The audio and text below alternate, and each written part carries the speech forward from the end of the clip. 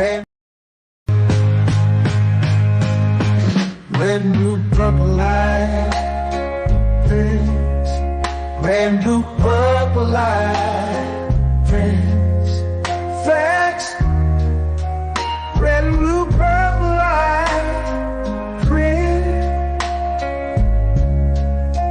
red and blue, purple light, friends, facts.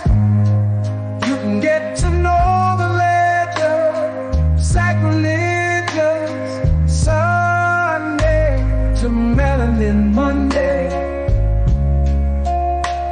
You can get to know the ledger, my love.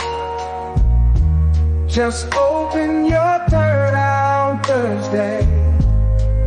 Lord, the food, the art, the clothes, the Vatican's getting exposed fast. We put the show on the road. You better stay on your toes. I was till the land, focused on the ego. Then I opened my heart, let go of the ego. Grand after grand, we stacking up these C notes. Facts, facts, yeah. We gon' put this shit on our backs. Facts, facts. We in your city, pull up where we at. Facts, facts. Peace, love and light. Peace, love to the family. Peace, love and light to the family. Peace, love and light to the family. These days and time, black man, is going to be the time that you have been waiting for. You came here for a reason. Whatever pressure, whatever adversity, whatever the fuck you feel, I don't know what you feel, but whatever you may be feeling is going to push you, and it's going to provoke you, and it's either going to make you or break you, similar to how pressure busts pipes or the shit makes diamonds.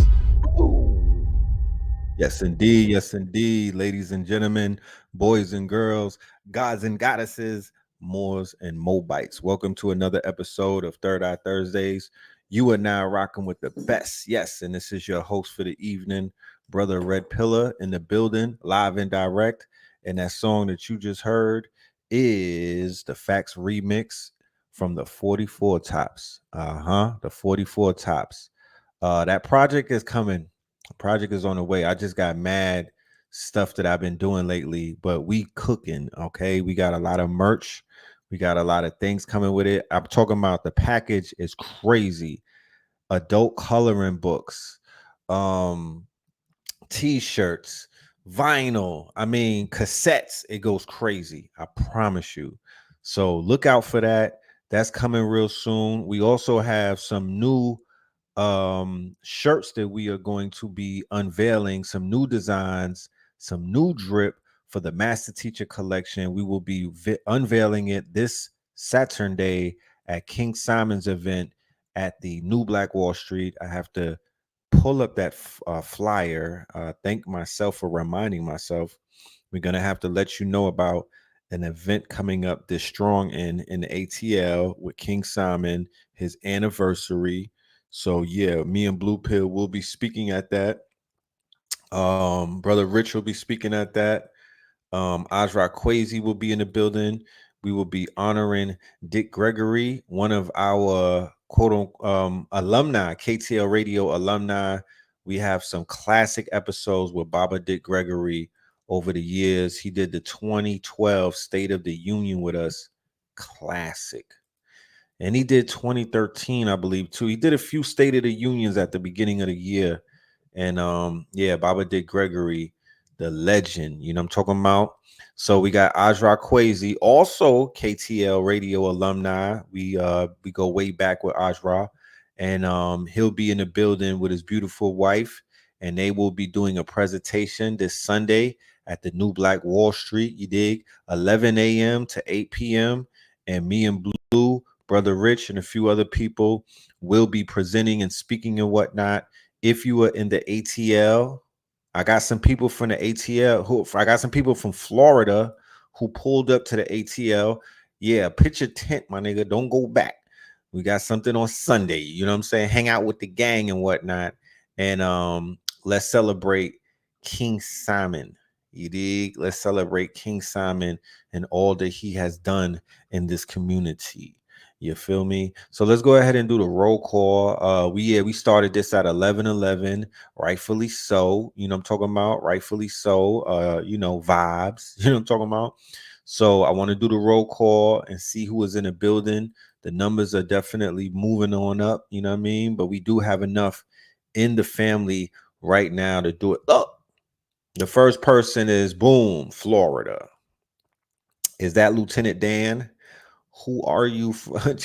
Southern Illinois is in the building. Shout out to Illinois family and a D. Shout out to the Detroit family, the DMV up in this B, the San Jose family, ATL up in this thing, South Carolina, Gullah Geechee, St. Petersburg, and things of that nature. Detroit is up at y'all.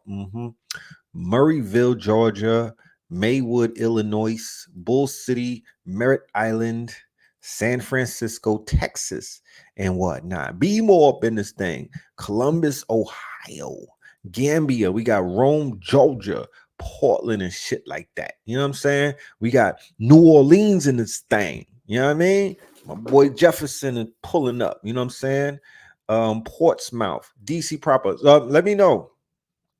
Even for my Instagram family, we ain't forget about you. Where you at? Instagram, Rhode Island, Flint Town, Michigan. What up, though? You know what I'm talking about? That part. Yeah.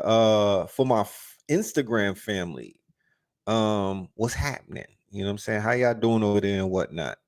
And ting and ting. You know what I'm saying? Yeah. Philly in the building. Duval tapping in. Chicago. You know what I'm saying?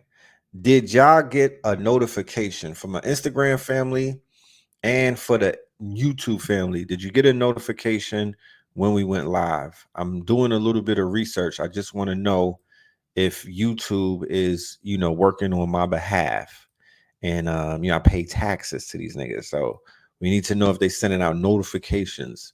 Philly is deep up in here. What we doing? Blue Pill is in Philly today, I believe. Shout out to Blue Pill. Wyoming, is that where the elk fire is at? I need some people on the ground. I need some Lieutenant Dans. Where ya? I need some Lieutenant Dans. Oh, you got them on both channels? Okay. That's good. All right. They got notification, gang. Okay, we just checking. You know what I'm saying? We just checking.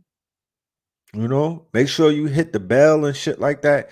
Yeah, I need people that's 10 toes down like Lieutenant Dan, and y'all will let us know what be going on the ground. That's superb journalism right there. You know what I'm saying? Like, F all of that other shit. That's the type of journalism that I'm into. Like, just go live from right there. You know what I mean? Unfiltered responses and answers and shit like that. Like, go live during the storm type shit. You know what I'm saying? That's the type of journalism that we want. Even if you might die. These niggas was betting on this man to die. Literally on some Vegas shit. His life was a bet. What's happening? Seattle in the building. Shout out to Seattle. Okay, so the notifications are working. Am I voting? No. I'm not voting. Unfortunately, I'm not joining the gang. I'm not down with y'all this November. I'm not gonna be pulling the lever. Yeah, I don't know. You know what I'm saying? When you see me, slap me. You know what I mean? Fuck it. You know what I'm talking about? When you see me, slap me, because I don't think I want to be a part of this theater this year. I am my insult is intelligent. Is it my intelligence is insulted? See, I can't even speak correctly right now. My shit is all over the place. My intelligence has been insulted by the malarkey that they have put before us. You feel me? That they put before us. It's like, nigga, you insulting my intelligence with, these choices, And to keep it a buck, I love me some Cornel West. Blue Pill got an interview with him that we haven't released yet. He be dropping bombs. I just can't vote for the nigga because it's like, you didn't go hard enough, fam. You know what I'm saying? No disrespect, but you're not finna get the lazy vote for me just because vote. You know what I'm saying? You're not finna just get the lazy vote for me. Damn, you just drove by the biolab and it's still smoking? Shit. We about to turn into some mutant ninja turtles out this bitch in Atlanta. I promise you. Some shit been in the air. A nigga been taking naps lately. You know what I'm saying? More naps than usual. I don't know. Might be turning into a turtle. I don't know what the fuck they was burning in the air. But I will tell you this. It was hazy as fuck for a few days and then it started clearing up. Y'all pray for us, man. We out here. We outside in Atlanta. They out here burning shit, But it's like, and I hope, I know a lot of people, a lot of people is rolling the dice for either one of the candidates. I hope none of them loses the popular vote by one vote and y'all blame me like it was my one vote that caused this to happen. But I'm not fucking with it. Maybe I might cast a vote of confidence for Mr. West, just so his numbers could be, minus. You know what I mean? Just so they could add me in the 1,000 people that will vote for him. I guess I'll have that. I'll be one of the 1,000. But he could have went harder. I wish I could have spoke to his campaign daily, because I would have been like, now pull a fucking trigger now. He wasn't necessarily, pulling the trigger at the right time. You feel me? He wasn't pulling the trigger. His timing was off. So if that's the case, you know what I mean? I don't know if he could be the president because your timing have to be on. I mean, Joe Biden was catching shit more than fucking Cornel West, nigga. Joe Biden was more viral than Cornel West. That's a problem. I'm talking about post dropout Biden. Post dropout Ho Biden. He had more. I seen Ho Biden after he been in hiding. He been in a bunker somewhere. They roll this nigga out to read from the teleprompter every now and then. And even with all of that, I seen him more than I seen Cornel West. Cornel West supposed to be on my timeline. Cornel West supposed to be chopping it up with the rappers. But let me tell you one thing, and I pointed it out today. Let me pull up this little tweet. It went semi-viral and whatnot. The shit is almost over, right? It's just a few more laps around the block for them, but the race is pretty much in the bag. You know what I'm saying? Unless we have what they call as an October surprise. And just based off of the way shit been going since the beginning of October, I do have it on my bingo card that there will be an October surprise. I am my spirit is telling me that they not over. They say that they over, but they not over. It's some more shit coming down the pipeline. It's only October the 10th. Now, Latanya says you gotta vote, Red. She put the word you gotta, like, nigga. When have I voted? I haven't voted ever. The fuck? So I said, Babylon has fallen. The Democrats couldn't even roll out the celebrity worship machine this time around. The Meg shit backfired, and it's been low-key crickets from the fake boule black excellence niggas. Where y'all at? Hip-hop universe is in shambles. The facade has faded. The system deferred to the streamers, podcasters, and influencers instead of the rappers. Nigga, the party is dead. You know what I'm saying? And I will break that down in layman's terms in case anybody has a quote unquote, questions about that. Well, what I mean by that statement is Where the fuck was Jay-Z and Beyonce? Because they was riding out with Hillary Clinton, correct? Where the fuck was Ludacris? Where was all of these? Where was the rappers at? After they pulled that Megan Thee Stallion shit and that flop, you ain't see no rappers really like that with the Democrats. Yes, we will be talking about J. Cole's new song. We'll get to that. You didn't see them talking. You didn't see the Democrats pull a fucking 106 and Park BET type shit. Like, they stay clear of the rappers. The rappers are finished. That's why. There's really no viable rappers left. When you really think about it, Cardi B, she was pulling her fucking hair out during election season. She wasn't viable. Nicki Minaj, you know, her shit is you know, what's she gonna do with that weird looking husband to be standing behind her with the ice grill? What the fuck is she gonna say? She's done. You know what I mean? She her credibility is shot. You know what I mean? She married down, nigga. She married down. She's no longer viable in the political arena. Cardi B, nobody, you know what I'm saying? She have issues. She's dealing with shit personal. Jay and Bay, they too busy sending out cease and desist. That Jaguar Wright got these niggas in her Jaguar paw. You feel me? Jaguar Wright, a necessary evil, right? Mind you. A necessary evil. Amen. Hallelujah. A necessary evil, although Jaguar Wright she's not invited to the barbecue because she's the kind of chick that just be, I seen Red Pill eating a pig feet. Red Pill? You know what I mean? Like, come on, ma. You knew that was Impossible Pork. You know that was a Beyond Chitlin. And now you get on these niggas' couch and you said that I was eating a real pig. That type shit. She's not invited to the barbecue because she be saying shit that don't really mean, you know what I mean? She'll stretch, you know what I mean? She be pulling that fucking arm out a lot. She stretches the truth. Okay, she stretches the truth. And I know people like her.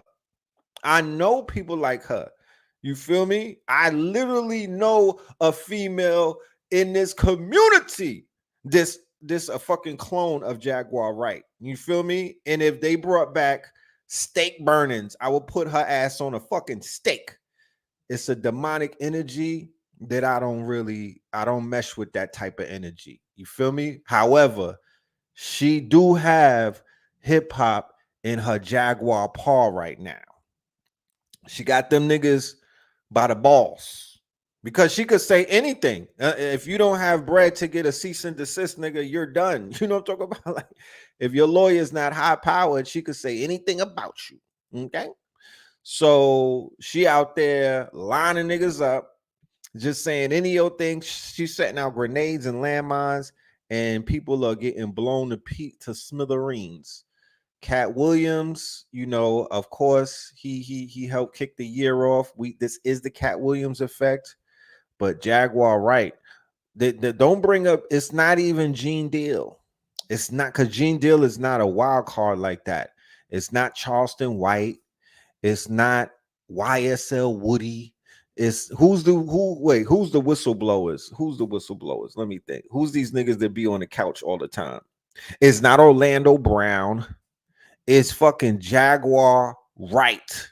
Specifically, she is the quote unquote what do you call that? She's the cipher in the Matrix. You know when she's the Agent Smith in the Matrix type shit. She's the one that, you know, she's the one from the orgy that got away. And you know what I mean? She's the one from the orgy that got away. But she is the virus. You know what I mean? She's the virus. She's the malware. It's not the other ones. It's not Gene Deal. He's limited as to the information that he has. But he set it off because Gene Deal popped out before Jaguar Wright popped out. If my memory serves me correct, it was Gene Deal that blew the trumpet and had people paying attention. But it's not it's her energy that's shaking this shit up. It's her work. It's her hoodoo, nigga. It's her juju. She's the one that's disrupting. She's the great disruptor. It's not none of these other Negroes. She's the great disruptor. Somebody said, y'all niggas, y'all talking about us all negative bloodsuckers. Keep in mind, I said necessary evil. Go ahead and go to the Urban Dictionary and pull up necessary evil. You understand? That we don't live in the world anymore of fucking heroes. Get that out of your system. We live in the world of anti-heroes. The heroes are villains. You want me to get into it? You know what I mean? You want me to get into it? The villains are heroes. I mean, yeah, the villains are the new heroes. It went past the anti-hero. We're not even on an anti-hero being a hero anymore because hip-hop was the anti-hero. Hip-hop gave you the anti-hero as the hero. We're past that. We're on the villain is the new hero. The villain has become the new hero. The Joker is the fucking hero of the movie. That's where we're at right now in this type of Gotham type of shit. There's no more heroes. That's Christian mind state. That's old paradigm. You don't even know what paradigm you're in anymore. It's cool, but somebody got to bring you back to reality. We don't even live in that paradigm anymore. So the fact that these are all negative energy people, it's a telltale sign of how negative life is right now. We're in a villain era. Yes. And we're in a villain era because a lot of people have been compromised. It's like it's more villains than it is heroes in the people. Because the people have been, they talk about they using these word cloud seeded. All of a sudden, everybody's a fucking scientist, and they're talking about, they seeded the clouds. Well, let's talk about cloud seeding of the black mind. Let's talk about cloud seeding of the collective black mind. Not one of you guys, all of you. You've been seeded over the years. They've been planting seeds over the years through different artists and whatnot and the shit that they got away with. You've been seeded through the reality television. You've been seeded through all kind of negativity, all kind of wayward shit that the small hats pushed on you. You feel me? You've been seeded. And those seeds have grown weeds and roots and things of that nature. And I would just say that the community or the collective has been demoralized. That's the best way of saying that you niggas have been cooked. You've been getting spirit cooked. You've been getting spirit cooked, right? By the culture. It's a deaf culture, unfortunately, allegedly. It's a deaf culture, and that deaf culture has been cooking niggas. I always refer to this. This is my great go-to. You know what I'm saying? Because I haven't had nobody. Nobody did a Matumbo block on this dunk. This is a slam dunk. The slam dunk is 2024. If a nigga walking around and he's 24 years old, right? He was born in the year 2000. Around the year of 2011 or 12, this nigga is 12 years old and he's introduced to the drill scene via Chief Keef, Little Reese, and Little JoJo. Okay? And he's on Twitter, right? He's 11 and 12. He's on Twitter and he gets involved in the real life Hunger Game / Squid Games. You an old nigga. You didn't know nothing about this. You was running around doing whatever you was doing. You was wearing Trayvon t-shirts and crying about Zimmerman scared to go and knock his head off. But the youth, the younger generation, like my son and them, they were introduced to drill culture. We're not talking about New York drill culture. We're not even talking about the UK. We're talking about Chirac. And they were witnessing death, right? I'm talking about Sinister, not no watered down shit. We talking about headshots, face shots, niggas standing over one another and dumping the whole clip, extendos, you know, Dracos, mini Dracos to the face. And on Twitter, you could see the murder scenes. Do you know that? Do you know that they have links? Maybe not on Twitter, but you could click a link and it would take you somewhere, either to 4chan or to Reddit. Some people was even going to the dark web and they were looking at the surveillance videos of their favorite rappers getting shot up and gunned down. Right? This is the new generation that's out here killing niggas like it's a video game. This is the generation that's out here carjacking. This is the generation that's out here kicking down your door and Swiss cheesing the whole family. This is the new generation that's doing murder for hire. This is the new generation that look at death like it's a clout chasing type of thing. That is the fucking generation that we got to deal with right now. And they were seeded. They were seeded by these artists who the record labels, right? Nobody, I mean, shout out to Mama Duck, right? She's the first one that basically was like, fuck that. I'm gonna sue these rappers for profiting off of my dead child. Her son FBG Duck got gunned down in the Gold Coast. So now she's suing Little Durk, King Von, who's deceased, for profiting off of her child's murder, because I guess they admitted that they, you know, I don't know the whole specifics, but people need to start looking at the record companies, you know, cocksuckers like Liar Cohen, Jimmy Iovine, cocksuckers like, complete vultures, right? Why are they not held accountable for the fact that they know that they giving millions of dollars to child soldiers? Right? These are child soldiers, the same way that you got little niggas in the Congo fighting. You signing a 12 and a 13-year-old and giving them millions of dollars, but you listen, you know why they lit. They lit because they making songs about killing each other, but you throwing money at them. You can't exasperate, oh, we just trying to get them out the hood. No, nigga, you're helping them develop a war chest. And not one of them niggas came out the hood yet and did something with their life. Okay, not one of them.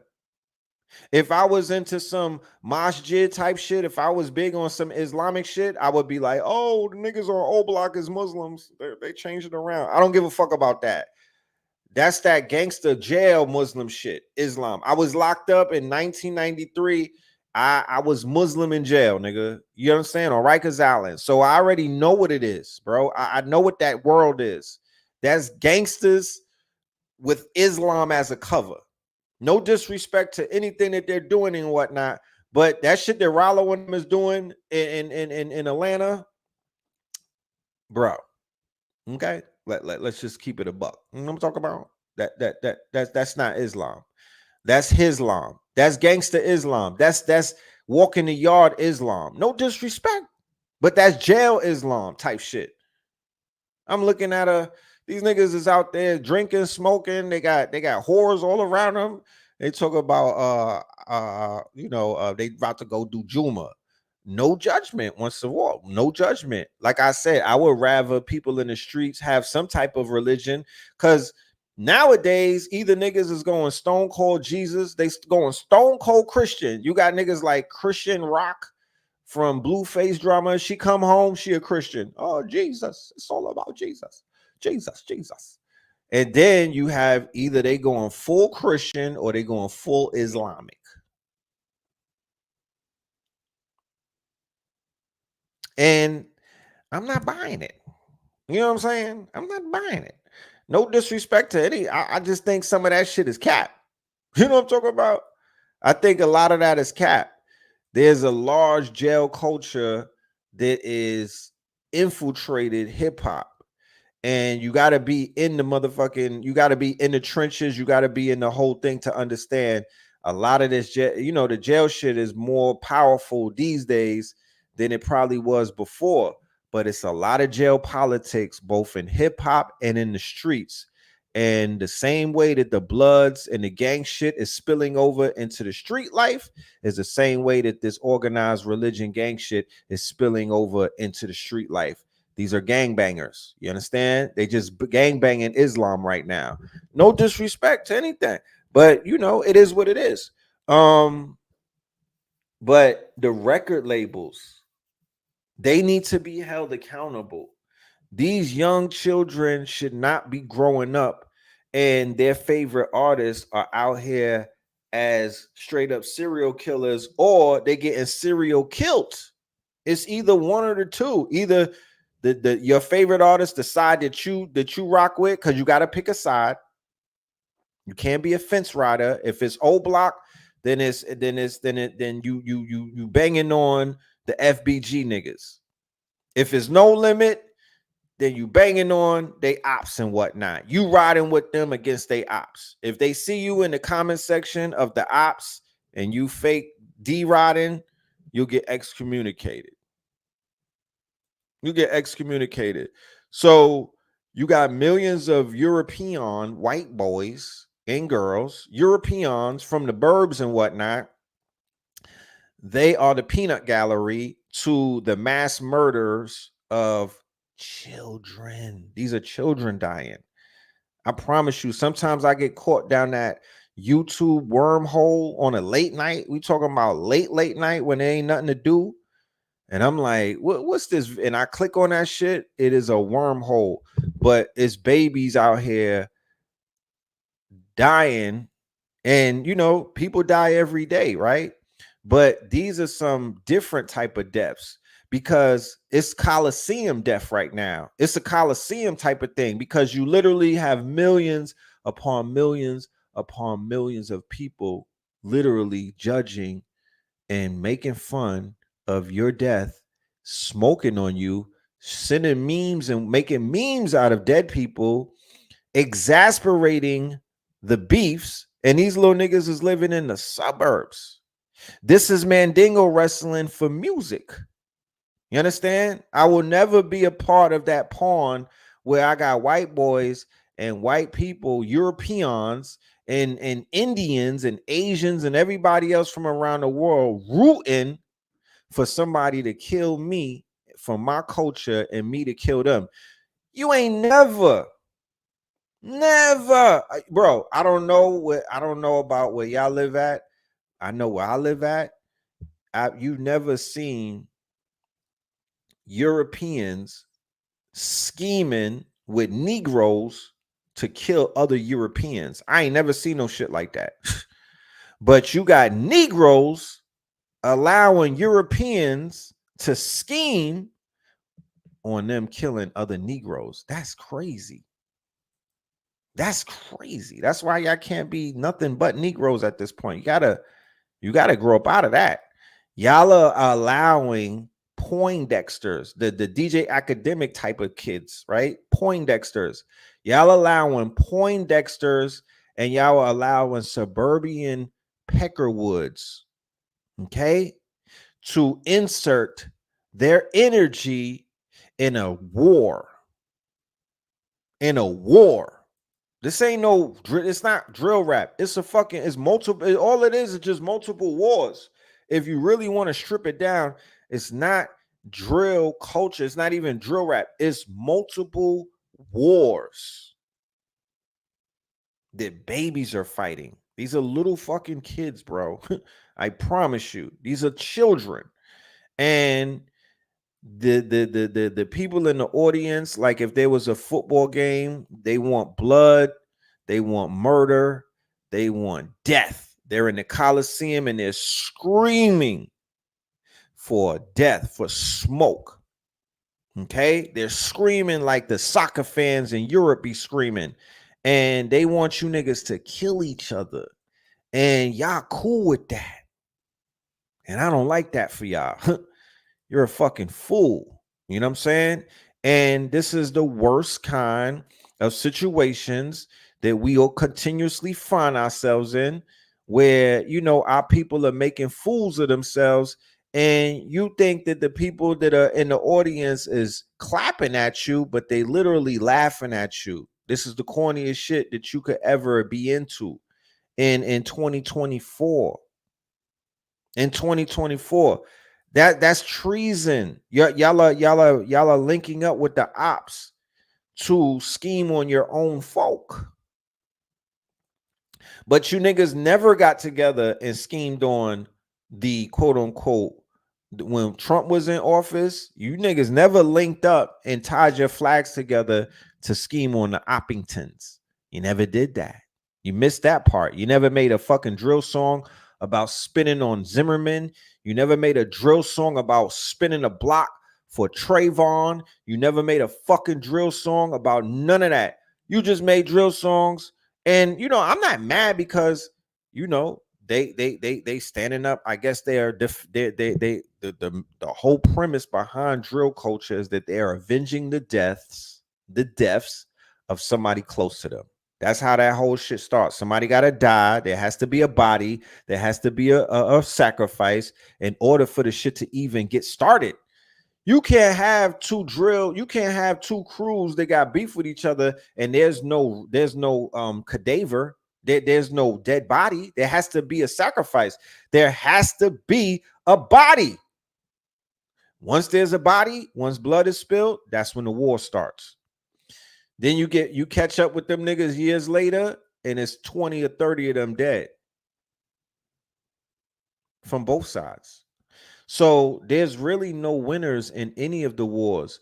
The wars in Jacksonville, there's no winner in that war. There's no winners in that war.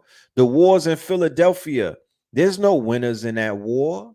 With all of them different crews, my dude lost his son, what's his name, Gilly and whatnot. You feel me? You got Wabi, what was his name? Wabi, what's his name? Wabi C. Duel. Yeah, Young Bag Chasers. You know what I mean? He gets murked by a baby. All of these cities is at war.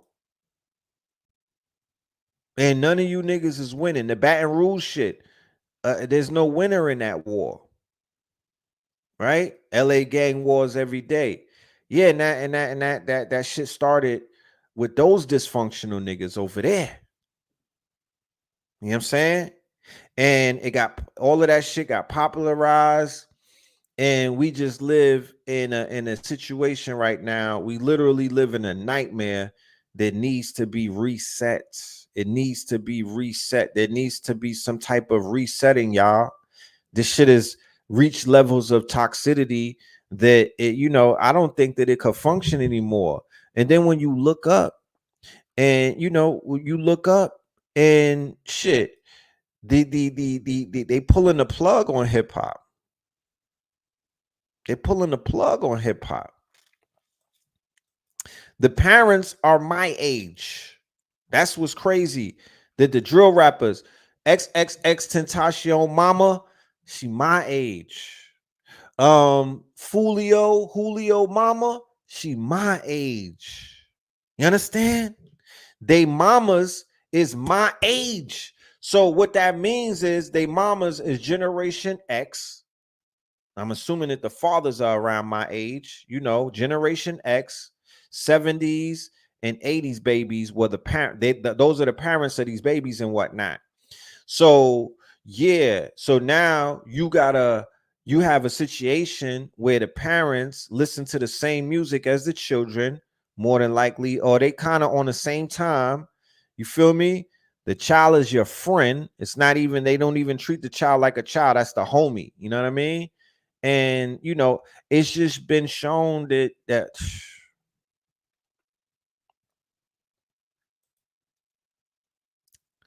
a prosecutor for president. One thing that I can assure, I can't even assure that. I can't even assure that. Man, this shit is crazy. Like, I give the political shit a little bit of time. When I got some downtime, I sit back and I think, and I project my mind into a Kamala Harris universe.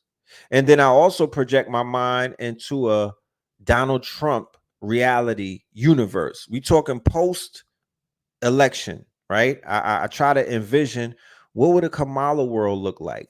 What would the Donald Trump world look like? I have to do these things, even though I'm not playing a part of their game. I don't want to play a part of their theater, right? I don't want to be a part and parcel to the quote unquote fuckery. I still have to mentally prepare myself for the next 4 years, right? I still have to prepare myself for the next 4 years, because I don't give a fuck if Christopher Reeves won the election. They still got to answer to the gods, nigga.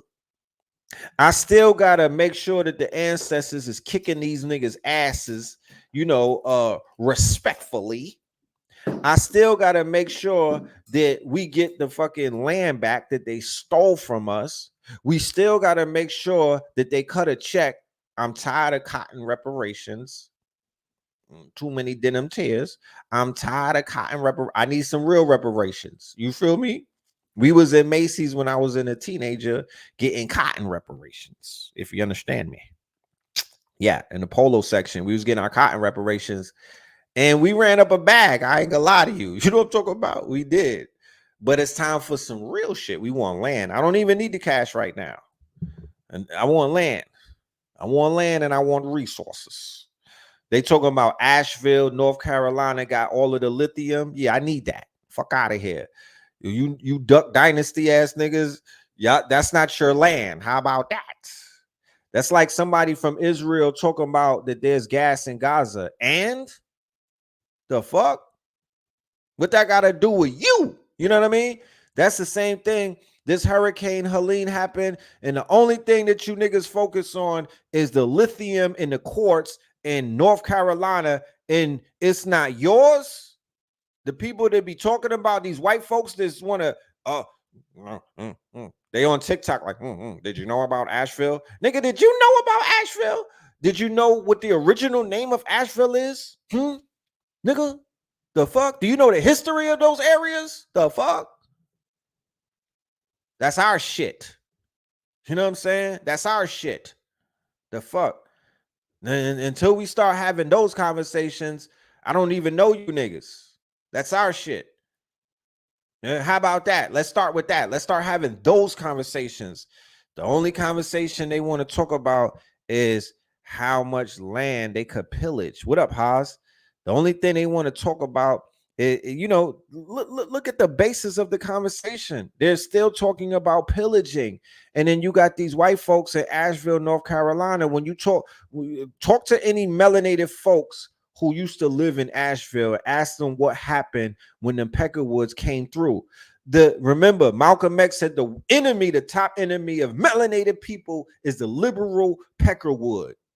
The liberal Peckerwood. Do you know who that is? He didn't say the redneck. He didn't say the redneck. He said the liberal Peckerwood. That's usually the hook nose, small hats, fake Tim Waltz and them niggas. You know what I mean? All of the ones that come in all meek and humble. They the ones that take all your lunch money. You understand? Not even a Joe Biden type. Joe Biden was a raging racist. Go and look at old footage on this nigga. Joe Biden was an unapologetic. He wasn't pulling up like a liberal. He wasn't hiding his disdain for all things Negroid. That's not what Joe Biden was doing. You niggas need to check out Joe Biden when he had some fucking when he had some swag to him. He was stunting on you niggas, hard body. You know what I mean? This old this rundown version of him.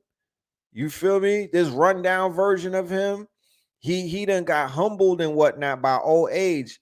But when he was up and running, this nigga was out here defecating on everything melanated. How about that? He was shitting on all kind of black people. And the crime bill in 94, that's just the residue of the fucking work that he was doing to make sure niggas was hog-tied by the system forever. He was running with Grand Dragons in Senate. Yeah, man. Old Ho Biden.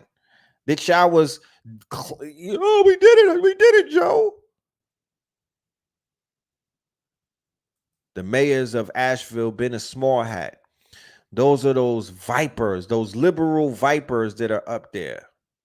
Those liberal vipers, the ones that smile. Oh, we suffered just like you and all of that. Y'all need to get off. Y'all need to stop letting those people rock you to sleep with this propaganda about they are like you and they struggled like you and all of that. Nigga, Malcolm X said that for a reason. Our biggest enemy is the liberal peckerwood.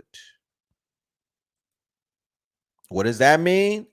That means, and it goes back to the conversation, and I'm gonna bring it back again. Let me see if I can open up my keynote. You know, New Age spiritualism versus hoodoo.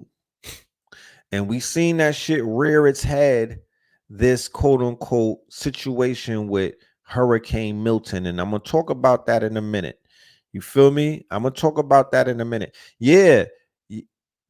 What the hell? The Instagram is done already? Shit. Instagram be trying to, man, what the fuck? You see? I start saying the word Peckerwood and I got smoked. Instagram done cut my shit, bro. My goodness. Mark Zuckerberg running around looking like, you know what I'm saying? Looking like a D-boy and whatnot. The old moist ass nigga. We've removed your content. See, Instagram done, man. They be on my Sackington. And did I curse? Did I curse? They said guidelines on hate speech.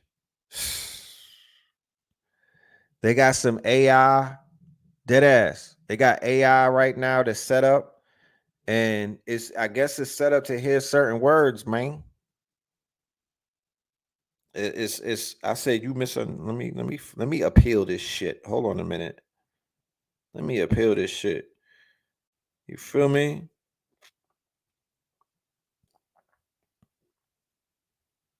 This Instagram shit is horrific, bro. Yeah, Biden's you see the level of quote unquote what they call that censorship, right? So in the Kamala administration, will this censorship ramp up? In the Trump administration, will the censorship ramp up or will it get scaled back? That's something that I would love to know. These are some of the things that I contemplate. Oh, Peckerwood is hate speech. Who wrote that? A fucking liberal. Who wrote that? A liberal. You know what I'm saying? Who wrote that? A liberal. I ain't never heard that before. You know what I'm saying? We need our own platform. We do and then we don't. Because we can have our own platform, but if the person who's launching that platform is all in the videos dancing and whatnot, I don't even want to be on that platform, to keep it a buck. I tolerate this Zuckerberg character, but I'm not trying to go to these ego-driven platforms.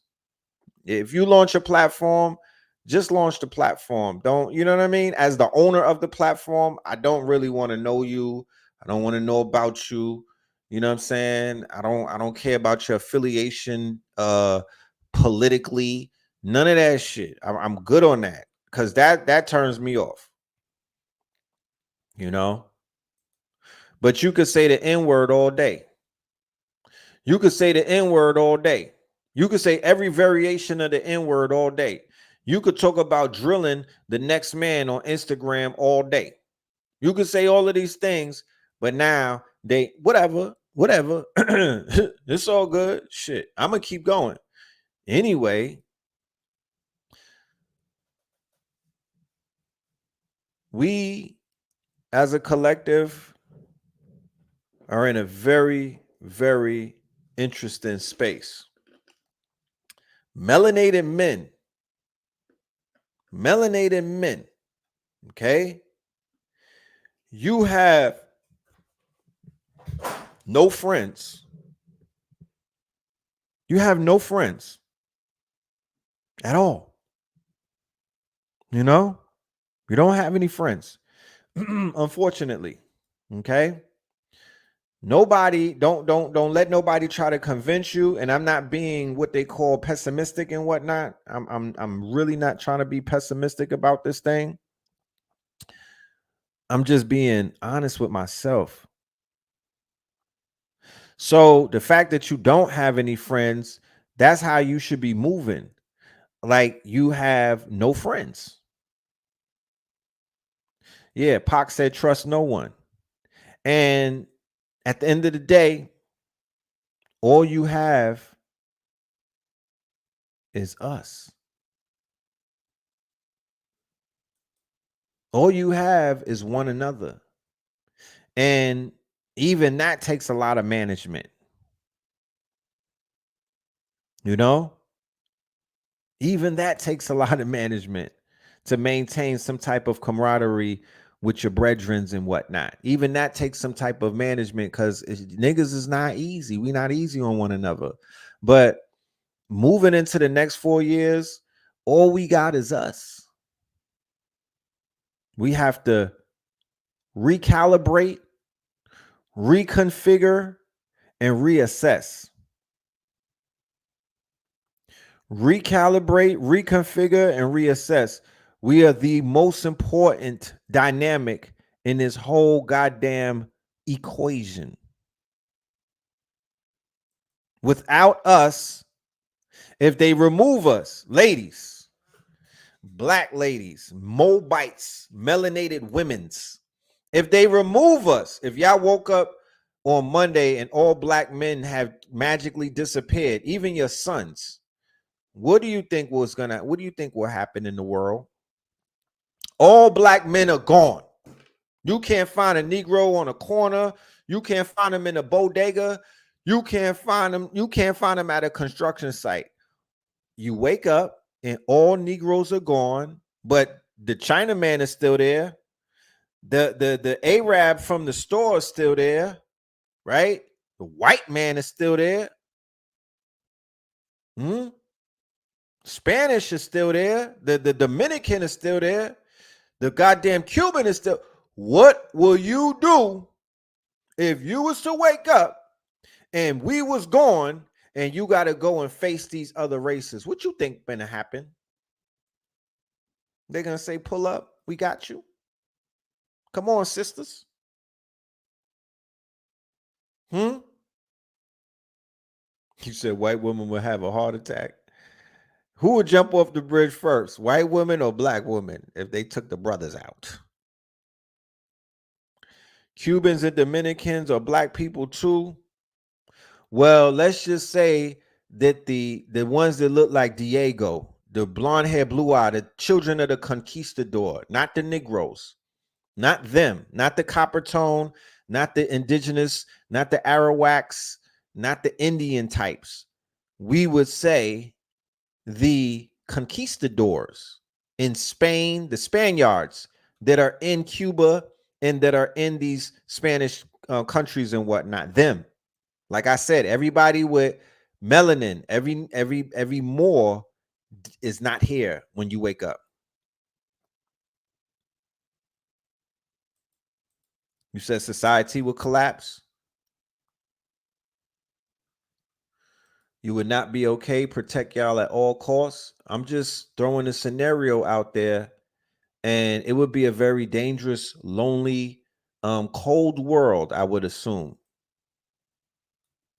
It would be a cold world. I'm assuming that, right? Black man found hanged after filing a lawsuit against police. Is that right? You know,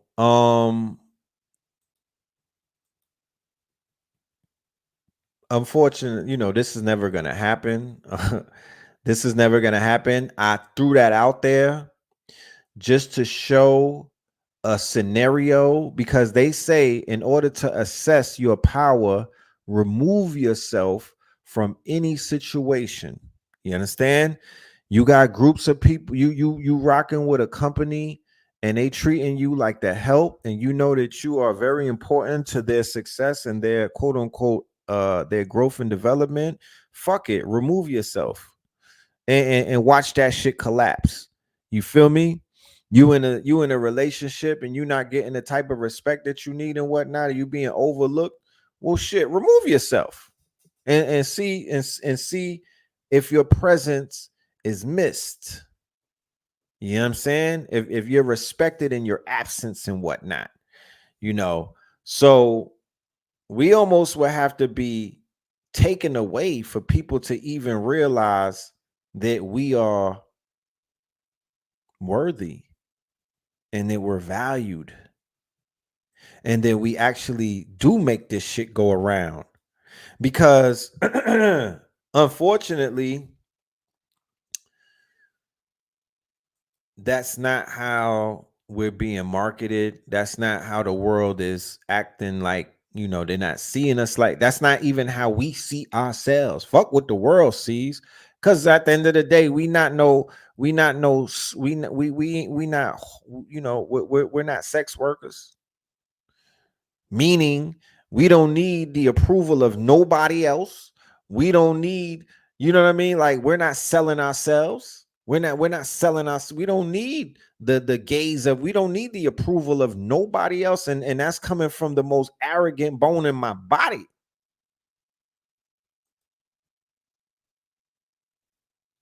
Sometimes you gotta be arrogant, you know?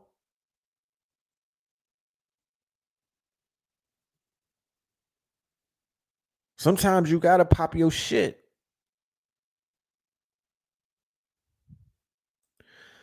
Would the melanin men remove themselves for us as well? What do you mean by that? Somebody said black woman would turn to Candace Owens. Candace is a cushion. I'm just saying, she's become a cushion. What do you mean, Red? What I mean is she's one of those. It's like, yo, if y'all ever want to come over on this side, I'm keeping the motherfucking pillow warm. You know what I'm talking about? She out there establishing a bed winch underground railroad. Like, yo, if blink twice if you need me to come and get you. Candace is out here at night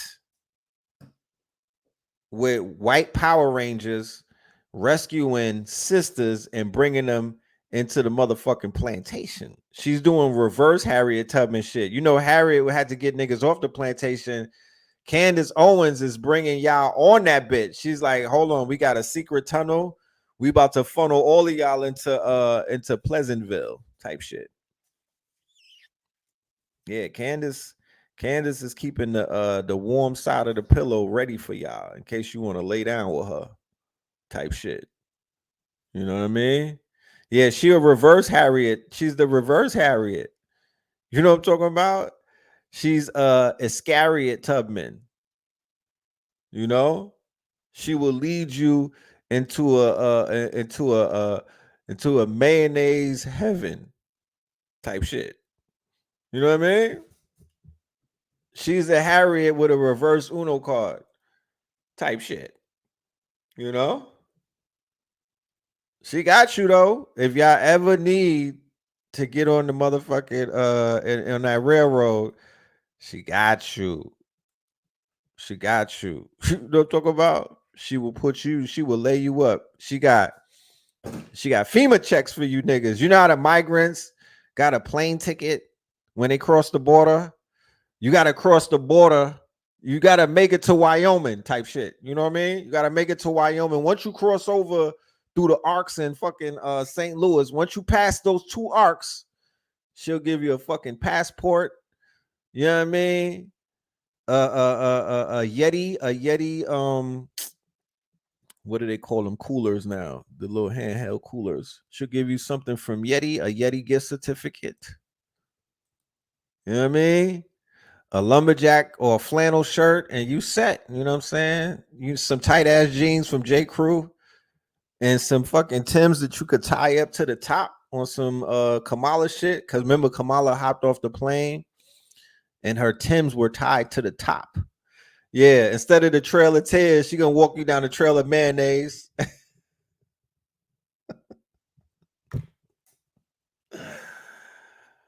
You feel me? She hit you with a Stanley Cup. She gonna hit, the Stanley Cup. This is what comes in the starter pack, the Candace Owen Bedouin starter pack. You get a Stanley Cup. you get a fucking a gift ticket to Dick's Sporting Goods. You get some fucking some Timberlands, not the butters, no, you're not the wheats. You don't get the wheats. You get the Timberlands with no sole and whatnot, the ones that you find in Walmart. You get some Dockers type shit. You get some Dockers, and you know, you get a lifetime mayonnaise, Hellman's gift certificates type shit. Yeah, a year supply of Supercuts. Remember the Floby? Remember the Floby? You know what I mean?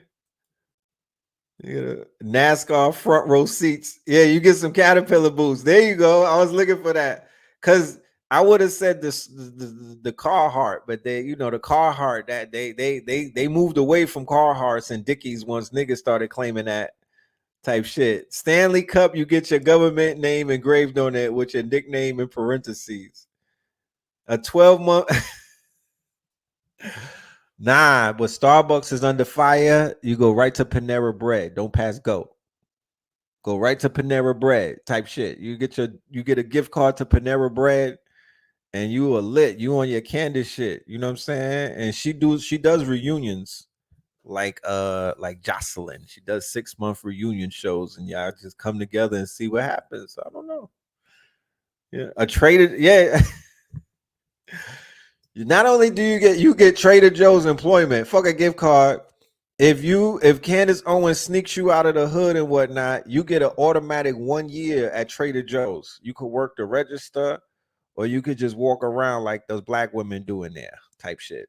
You know what I mean? Act like the help. But yeah, man, shit is going down. It is going down. Gift cards to Cracker Barrel. Yo, I'm keeping it a buck with y'all. You know, I'm not even. There's no cap in my rap. A nigga ate a Thanksgiving meal at Cracker Barrel when I was on the road moving to Atlanta. Nigga pulled over with the wife and the child, and had Thanksgiving dinner at Cracker Barrel. With it felt like I was in a Tucker Carlson motherfucking meet and greet, my nigga. You know what I'm talking about? It felt like I was at a Tucker Carlson meet and greet. Yes, I did that. Yes, I did. That's what I did. All facts. I did a Thanksgiving dinner at Cracker Barrel, nigga, and I was surrounded by crackers in a barrel. I had to tell my son, stand down. He was trying to be friendly. Stand down, stand down. We just here for the motherfucking for the mashed potatoes and some of them biscuits. Yeah, it was like a Tucker Carlson meet and greet. They was looking at the kid like, nigga, I don't even know what state we was driving. We was probably like in West Virginia. I don't know where we was at, but it was heavy on the mayonnaise. I'll just leave it at that. You know what I'm talking about? It was heavy on the mayonnaise. Yeah, the tuna casserole.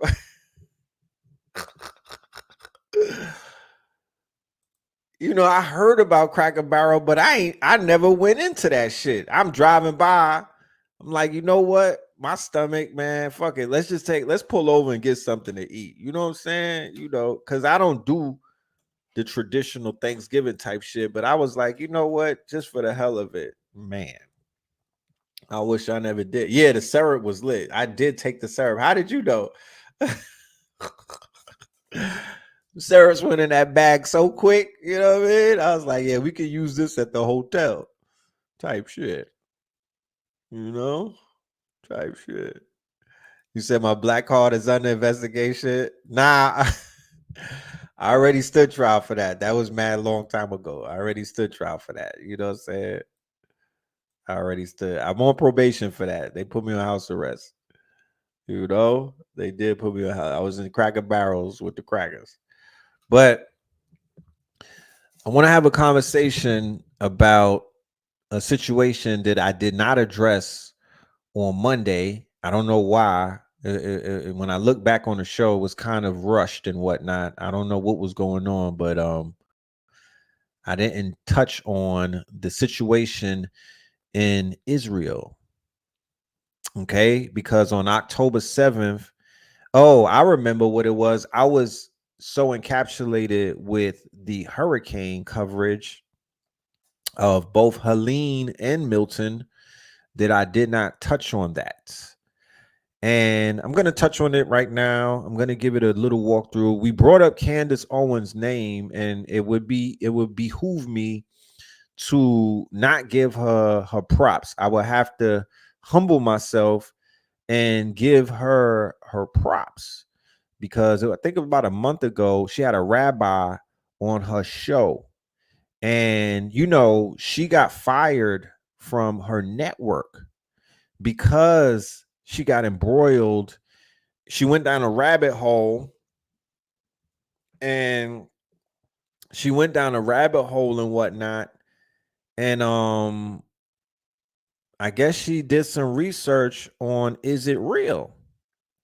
And she came to a conclusion about, is it real? She did the research on the Frank Sabian and them. I brought that up on some lectures. I don't speak too highly about a lot of their information on these public platforms. I usually do shit like that on Patreon because of the sensitive nature.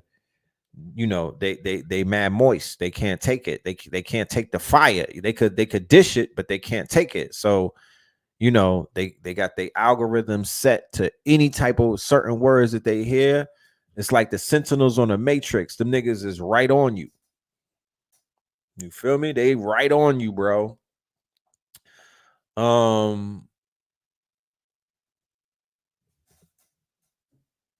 You say you bet Candace loves Red Pill. She called herself Red Pill Black.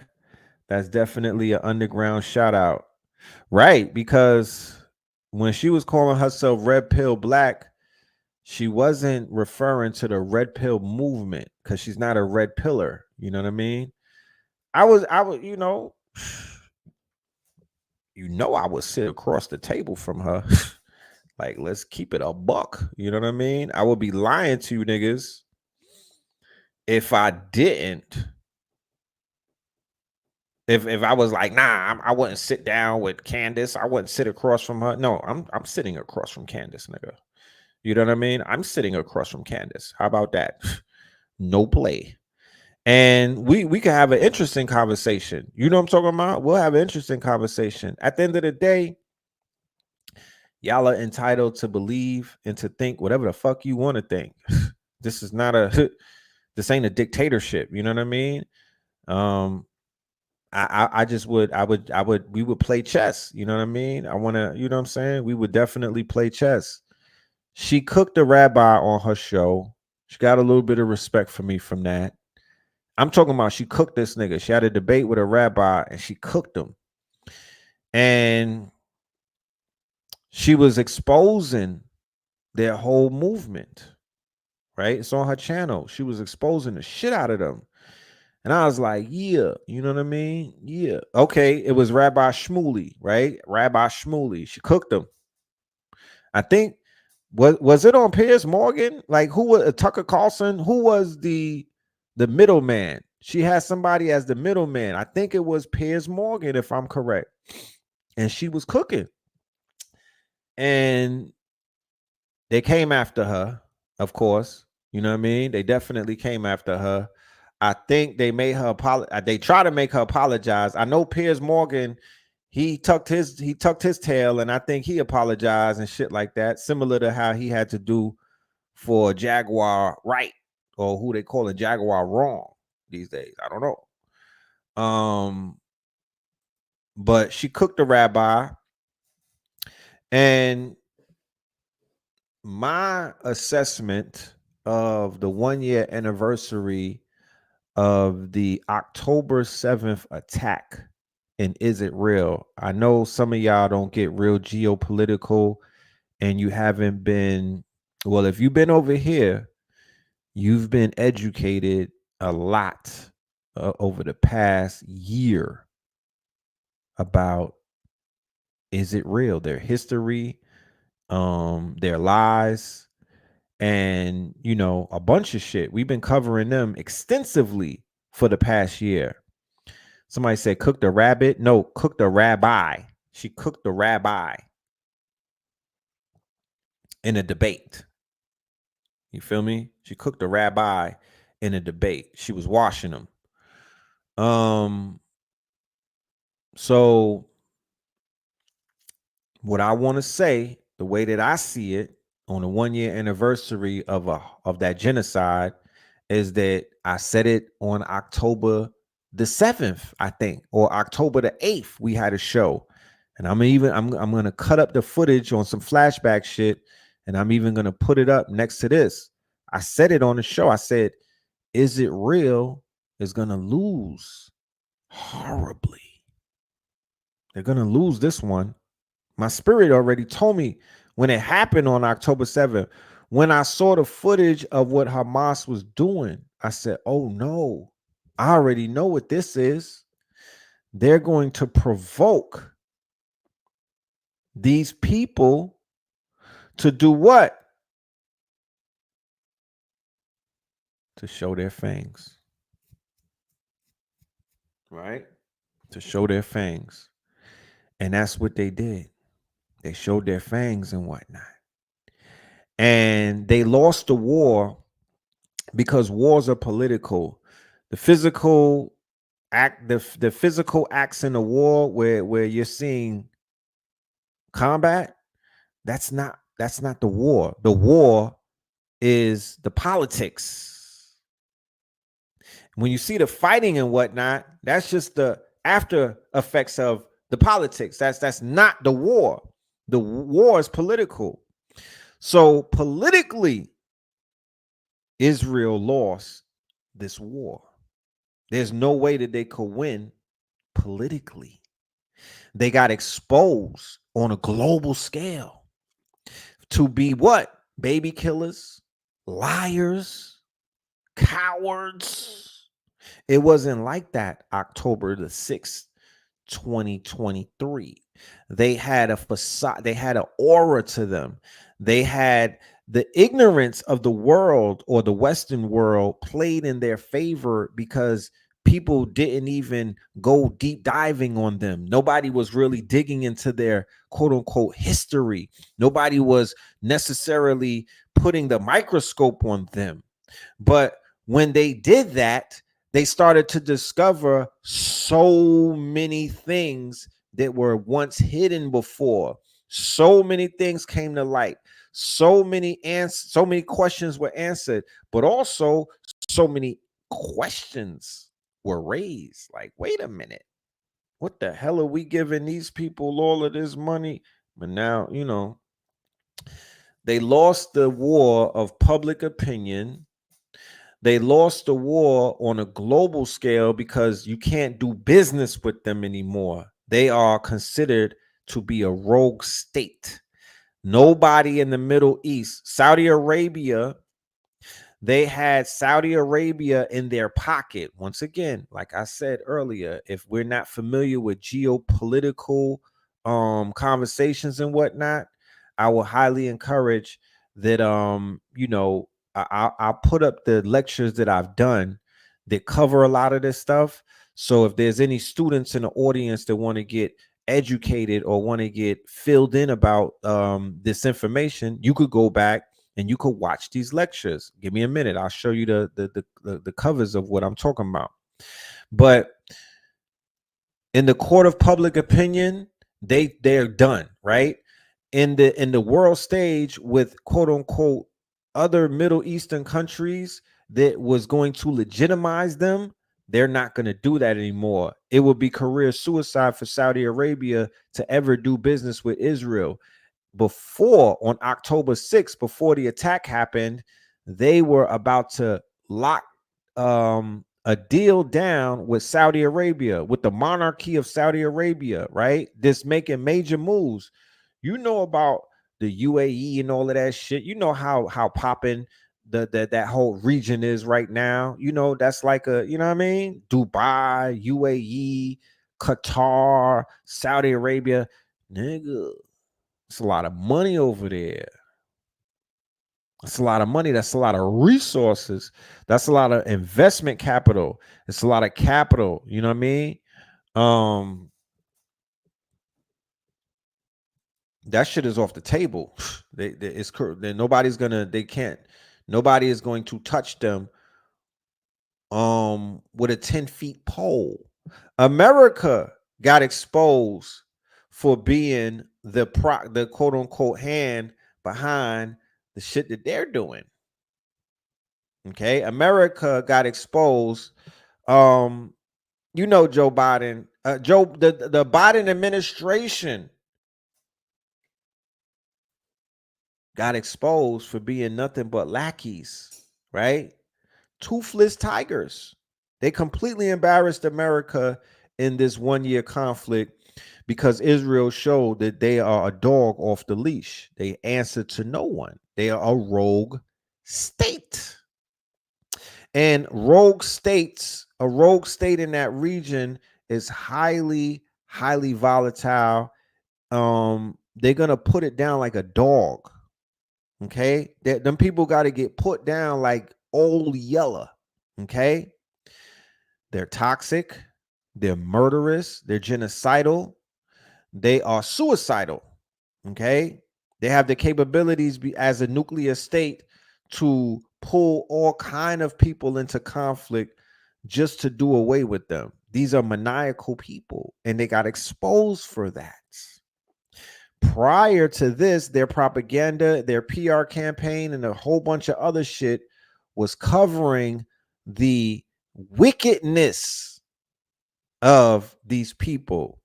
Now, the main culprit in this whole entire thing, right, beyond any reasonable doubt, is Bibi Netanyahu, right?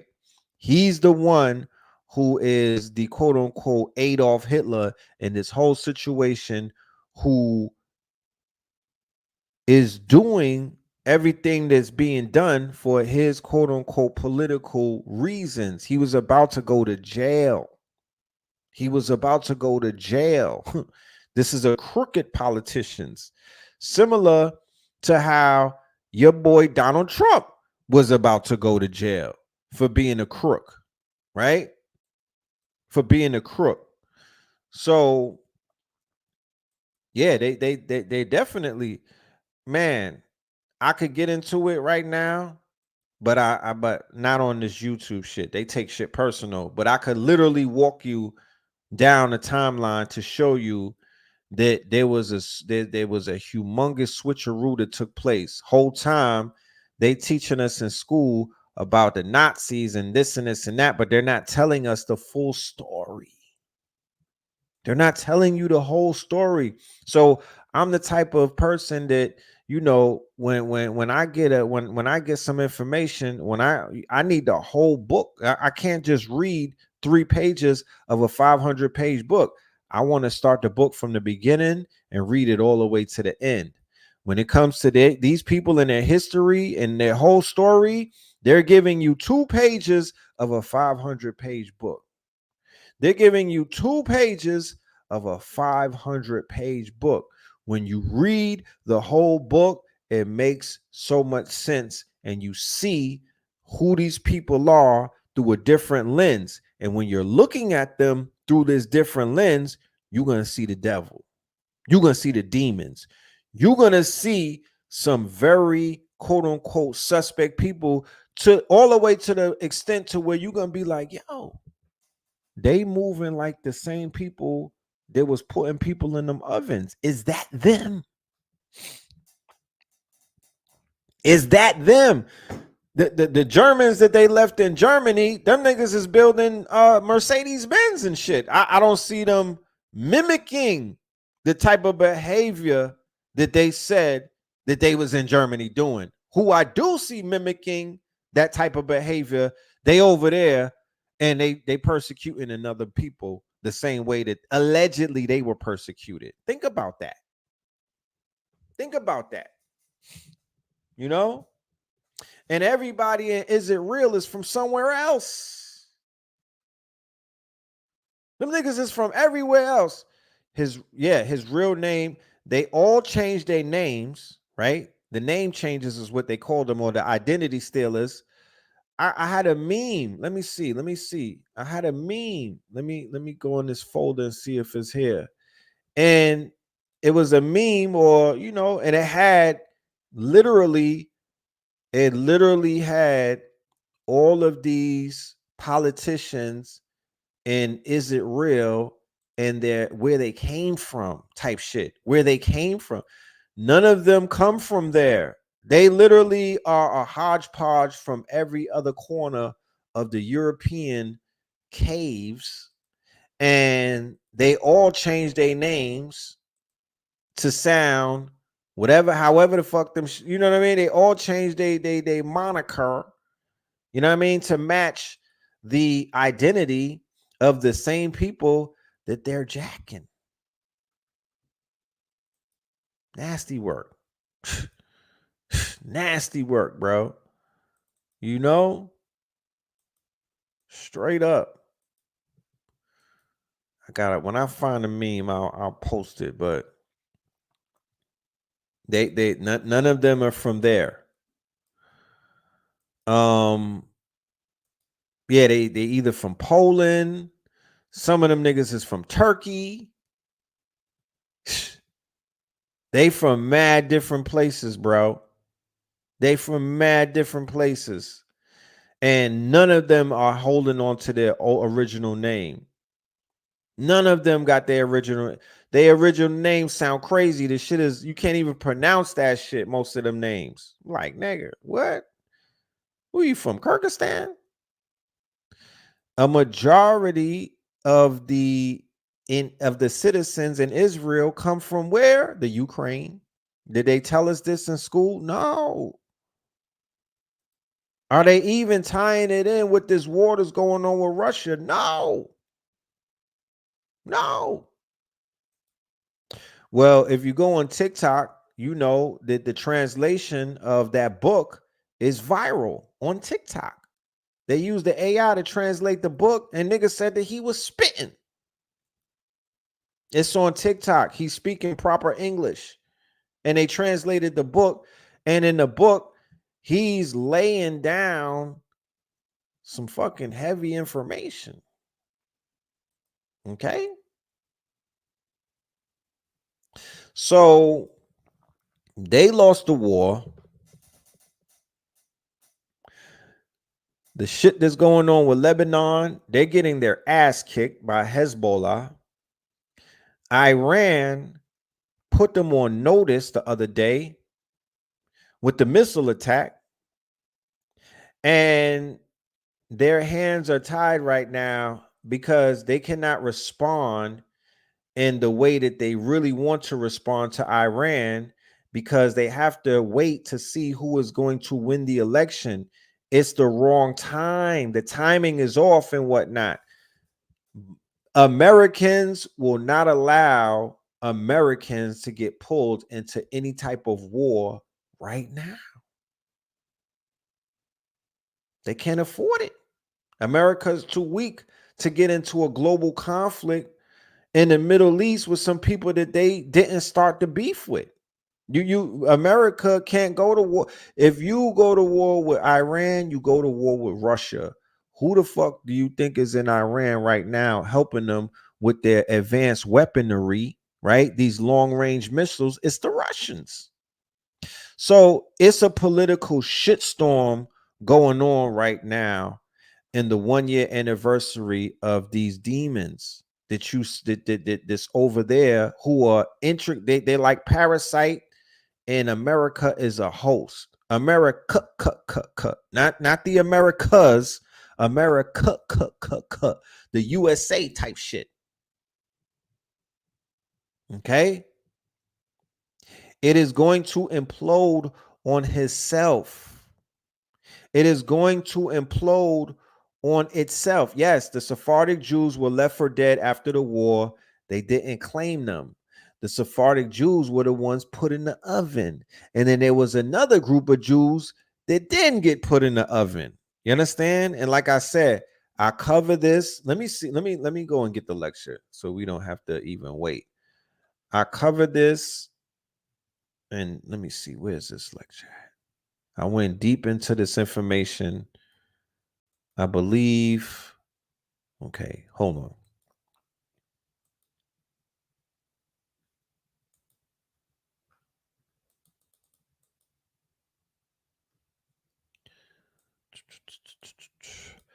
on. All right, so these lectures, this one and this one,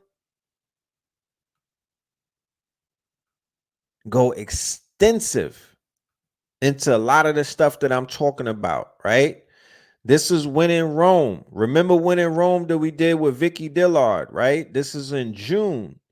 And then right after that, we did Fear of a Blackamoor Messiah. Project what? Somebody in the audience. Project what? Project Fear. Right? And this was done July the 28th, right? Project Fear.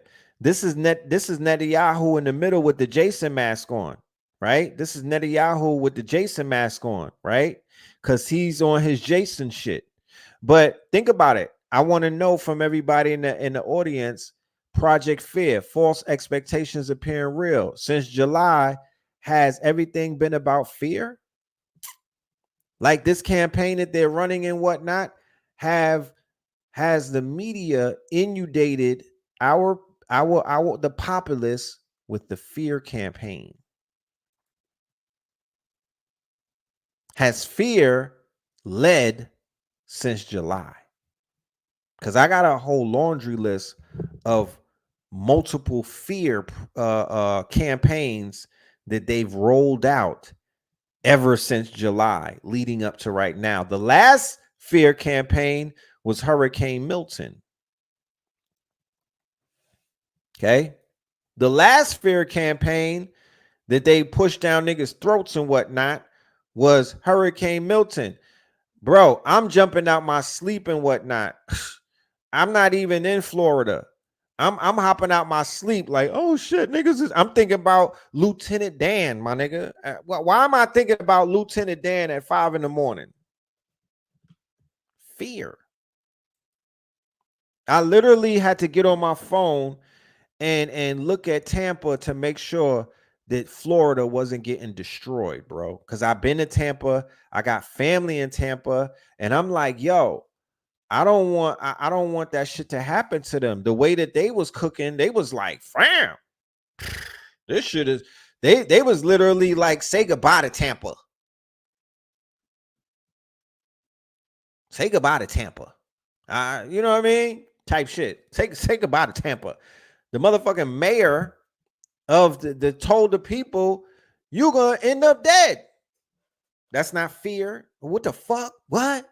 An elected official gets on public television and says that her citizens are gonna die, and you're not sending in the Boeing 7047 to go and get them, bitch. What? I'm not going back to Florida. Not going back to Florida. I'm not going. If I lived out, I was just get on the highway and keep driving. Fuck out of here. I'm not going back there. Dead ass. But these two lectures that are available on KTL, I might bundle these shits up. And just prepare it. While we're on the topic of lectures, ladies and gentlemen, okay, this is going to be the bundle. Fuck it. These two, right? I'm going to put these two in a bundle in this upcoming lecture right here. The first, I would say the first 25 people that purchase a ticket for this upcoming masterclass with me and Q Reeves on Saturday, October the 26th. It is entitled Unveiling the Veil. Unveiling the Veil, a masterclass on spiritual expansion For the first 25 people that grab a ticket, we're gonna throw this in there. These are very extensive, expensive lectures right here. This is going to be free with your purchase of the ticket for the next 25 people. I'm gonna drop the link right now. You know what I'm saying? I'll drop the link in the Chattington. And do your thing. You know what I mean? And it's also in the description of the video for our brothers and sisters who are going to watch the replay. You'll have access to it right there. Okay, but let me go ahead and get this link. We'll visit the Eventbrite, and we'll visit the Eventbrite so we could read the description, because it's a very interesting description, so you understand and you know what it is that me and Q Reeves are going to be doing. I have so many people who hit me up on the DM and they ask me about the spiritual journey. I got people that hit me up who say that they need help on the spiritual journey. I got people that hit me up and they want to know, what's the next step? How did you do it? Well, all of these things, all of these questions and whatnot, we're going to be able to answer it. You said Milton did major damage. Well, they said it did do damage, but Helene did more major damage. Helene climbed the fucking mountain, my nigga. Helene climbed the fucking mountain. What's fucking with that? I don't even think y'all know how far up Asheville is. You get nosebleeds. That's how far up it is. And Helene smacked that shit. Right? So my $1 million question to everybody is this, right? Because everybody claiming harp this, harp. Everybody want to claim harp. All right, cool. You niggas is on your harp shit. Once again, giving white people all of that energy. You're giving these Caucasians, you forfeiting the energy on what they call that. When is this? Hoodoo Heritage Month. You want to talk about harp, right? You want to talk about harp, but you don't want to talk about the ancestors, right? But you're going to have to answer the question, who was it that broke the goddamn storm down? So here's a question that I asked on my IG today, right? Let me move that out the way. Was it hoodoo or harp that dismantled the big bad Milton, right? And then of course I had to throw in my little y'all really worship them folks like they Jesus, huh? I said every day this app is exposing how deep the programming is when it comes to our community. A case study in inferiority complexes and disillusioned people. You forsake your power when you forfeit it to conspiracy theorists and psychobabble. The New Agers, the MAGAs, the QAnons, and the remainder of these tinfoil agents can never, ever give credit nor speak on the ancestral forces that inhabit the land that they stole. Let that marinate. Let that marinate. And while you let that marinate, I want to ask anybody in the audience, because y'all be tapped in with the white boys a lot. I seen you niggas switch over. I don't know if it happened after Trump got out of office or when he was in office that y'all became bandwagon D-riders to Alex Jones and these corny ass channels and whatnot who don't really talk about nothing. You know what I'm talking about? When did y'all jump ship and start riding their coattails? Because that shit was haram when we was in Harlem. Wasn't nobody running around hailing up no goddamn Alex Jones, David Icke, and all of them. We extracted from them. We was extracting from them, but they wasn't our main go-to source. There's niggas out here quoting Joe Rogan and Alex Jones and shit like that. Like this is law. The fuck? So I want to know when did that happen? This is psychobabble. This is really tinfoil hat bullshit. So those people that stole the land, that are living on borrowed time, the fucking migrants from Europe, out of all the conversations that I heard them have on Rumble and all the conversations that I heard them niggas, Glenn Beck and all of them, none of them ever said the ancestors.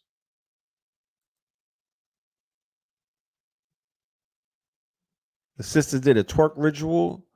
The twerk wind broke down the hurricane. Would they come together and hold hands? They held ankles and put out twerk wind to fight fucking Milton. Did was Milton and Coco's and whatnot chilling? You know? So I'm like, they will never give no credit to the ancient spirits of the American land. Why? Because they're living on stolen land and they're stealing the resources from the land, and they're posturing. They're posturing like this is their land. So once again, it's called Hegelian dialect, right? The same type of situations that they're doing with this election, because they're giving you two flawed individuals. They're giving you two flawed candidates, right? But they're giving you a duality choice, left or right, bad or horrible, gun or knife, right? Either death by strangulation or firing squad. I just saw an article where they were offering a death row inmate. They was like, nigga, you choose. Spin the wheel, nigga. Where you want to get electrocuted? You want to get shot? Or you want a lethal injection? He gets to choose. This is like a fucking menu. You know what I mean? So it's like,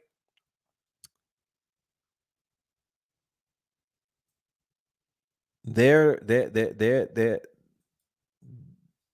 about stealing, nigga. I don't know if y'all understand it. These niggas is about stealing. And you know, I was in a situation before where we were playing somebody and we were acting like we were mad at each other, right? And the person who we was playing, they didn't know, right, that they was being played.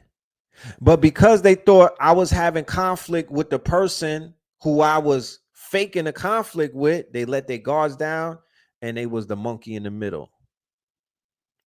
That's similar to how they have our people with this duality thing where you could only pick one or two. No, what about Jill Stein, Cornel fucking West, and other situations? What was Ye running for president? I don't know. Whoever else is on the ballot, fucking RFK. Right? They're only giving you these two options. And that's a problem, because life comes with more options than two people or a duality. We're not in the duality paradigm anymore. Shit is done for. We're not even in the we're in a quantum reality. There's no more left and right. There's left and right, up, down, sideways, left, right, right, left. There's more than two fucking options left. Okay, you could write yourself in. You said crazy. So these Europeans on the right wing act like they got beef with the Europeans on the left wing so they can maintain the thievery of the land. When you think that they beefing, you like, oh, nah, they fighting. Let me go over here. They, you know, they, you know what I mean? Like, let them fight. No, they're not fighting, nigga. They're fighting the ancestors of this land. Fuck you talking about? They're not fighting each other. That's theater, my nigga. If you don't know by now that this is a soap opera, I don't know what to tell you. But if you can't see it, then what the fuck? We are not the same. Their real enemy is those Indians that they killed so they could get those mountains of gold, silver, quartz, all that shit that they're talking about now, lithium. You think that the lithium that they're talking about in Asheville, they've been trying to steal that from the ancestors. They knew about, they've been stealing the quartz, they've been stealing the copper, they've been stealing the gold, they've been stealing every fucking thing from those mountains because those mountains are rich. But the only caveat is not their shit. And you got a group of people living on this land in poverty, abject poverty, and ye are rich. But you won't allow your fucking wealth to mature because they tricked you into thinking that you would have not. You know what I'm saying? They got you thinking that you would have not. So you're not focused on the resources. You running around spewing, oh, they want to go in Asheville because there's something called lithium and it's going to power electronic vehicles. Shut the if you don't sit your ass down, the fuck? Yeah, they thought they was untouchable in the mountains. Do the research on how they pushed our people out of Asheville. Do the research. Asheville is the Sedona of the South. You know Sedona, Arizona, where Blue Pill was like, yo, that shit is like Saks Fifth Ave for spirituality. It's the white people Saks Fifth Ave and Nordstrom's for spirituality, right? That's what Asheville is in the South. It's the Sedona of the South. You understand? So you got these liberal, right? You got these liberal Caucasians, right? You got these liberal Caucasoids who are utilizing New Age spirituality. Remember, New Age don't get along with Hoodoo. The people who originally live in the South practice Hoodoo. They don't practice New Age. That is some new shit. They don't rock with New Age. That's the shit that they got you TikTok niggas and the Instagram conscious niggas. That's the shit that y'all push. It's not the fucking, that's not what we about. That's not what we do. That there's no results in that shit. Okay? That's for Madame Blavatsky, the Thelema order, that's all of that. Aleister Crowley, Madame Blavatsky, Helena Blavatsky. That was her name, Helena Blavatsky. They're the ones who really push that New Age shit. You know, all of that Starbucks consciousness. It's not what we do. So that's what you find in Sedona. That's what you find in Asheville. That's where you find where liberal white people in Brooklyn, like in Bed-Stuy, where they made Brooklyn a blended borough, right? It's a blended borough. It's no longer a melanated, or it's a blended borough, right? Blended with a bunch of liberal Caucasoids who, still our people is living at the bottom still, and they living in white castles in the middle of the hood. These are the liberals living in white castles in the middle of killing fields in the hood, stepping over bodies to go to work. And that's your man's in them. So the New Age people on that mountain, they're not the original people on that mountain. The backwoods Hoodoo ancestors, that's who originally was on that mountain. And around the Appalachians, the Melungeons and whatnot, right?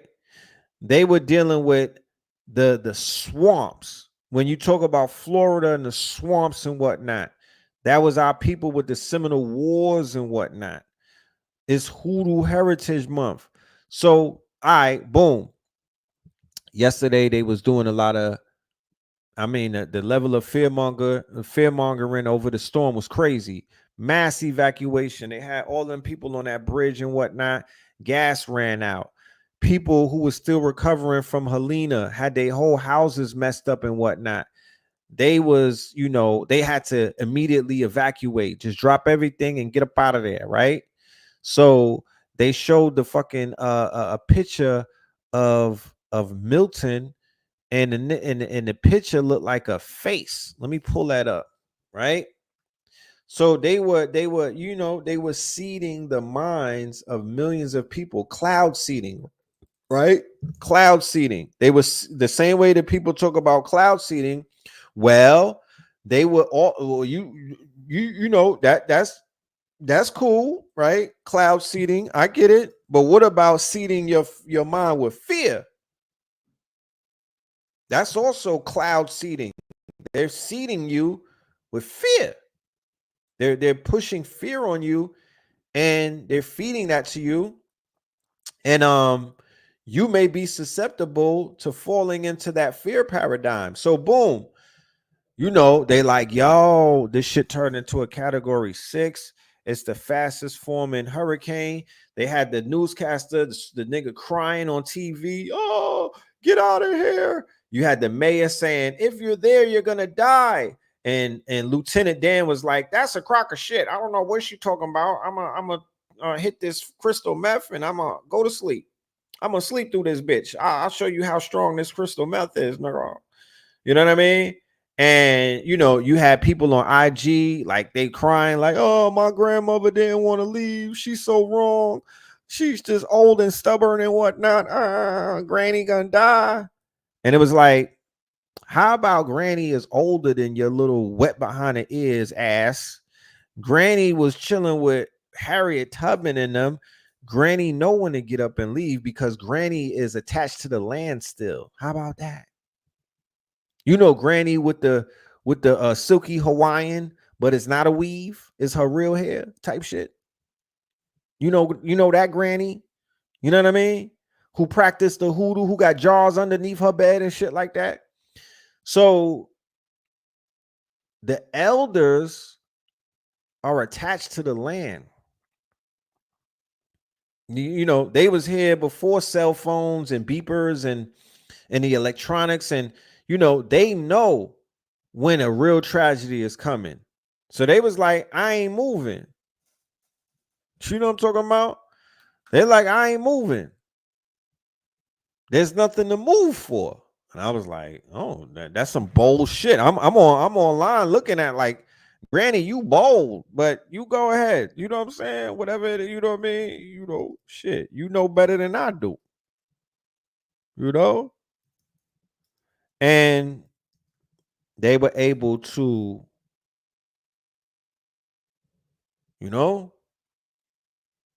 they was able to shake that off.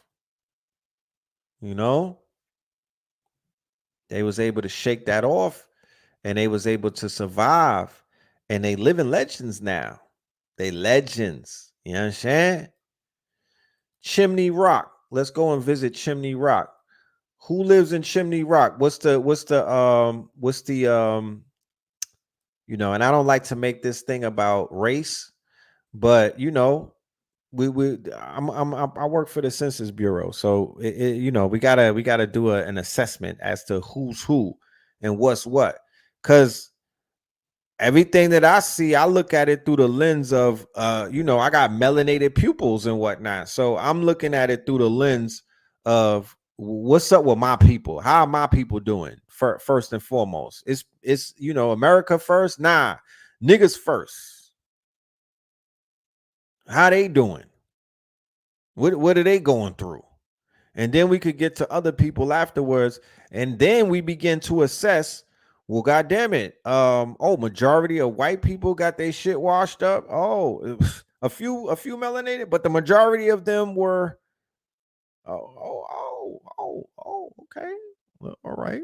Oh, okay.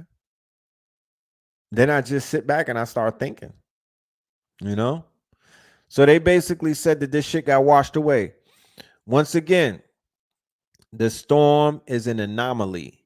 The shit went up a mountain. Okay? The storm was an anomaly. It doesn't make sense how, yes, I did hear that it destroyed sundown towns. I did hear that. We not talking about Milton right now. We talking about Helena. The shit went up a mountain. I don't think y'all understand what the hell that means. Because if it hits the land, especially a goddamn mountain, like it was dumping. I'm talking about it caused so much goddamn rainfall that it triggered mudslides. It came from the top down. It was washing shit away from the top down. That's an anomaly that's never been seen before, bro. And they're not really talking about it too tough. And then everybody is saying, harp this, harp that, harp this, harp that. Well, what about the ancestors though? Before we jump to harp, because once you say it, you can't unsay it. You just gave a group of people some power that it might not be their doing. It might not be their doings and whatnot. My spider sense is not telling me harp. And another thing, because they say that harp manipulates the weather, but the $1,000,000 question is, are they building those machines to stop the hurricanes or to start them up? You got to ask yourself that. Once again, when you do the research on the hurricanes, when you do the research on the storms and whatnot, then you find out that this is how the ancestors reappeared. This was a part of spiritual warfare. So if the government is because technology, right? All of this technology that the scientists, that's not natural. You can't lay an electric pole in the fucking nature in water, right? The four elements. Technology is not real because it cannot survive in the elements. Okay, you can't put nothing electronic in water. It's not natural. It doesn't. It's man-made. It's not real. You understand? It's man-made. It's not from the ethers. It's not from nature like that. You know what I mean? It's been manipulated the same way that GMO foods and hybrids and all of that shit. It's not real. So when they build these machines, are these machines to advance nature or to go against nature? You got to ask yourself that. So if you got all of this heart machines, is the heart machines put together to take the power away from the hurricanes or to build up the power in the hurricanes? The easiest, most mundane answer would be, oh yeah, it's there to create a hurricane and blah, blah, blah, blah. But why? I mean, I don't know. I don't know.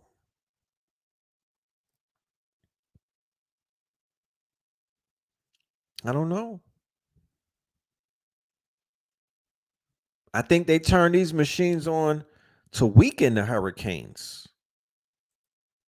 You understand?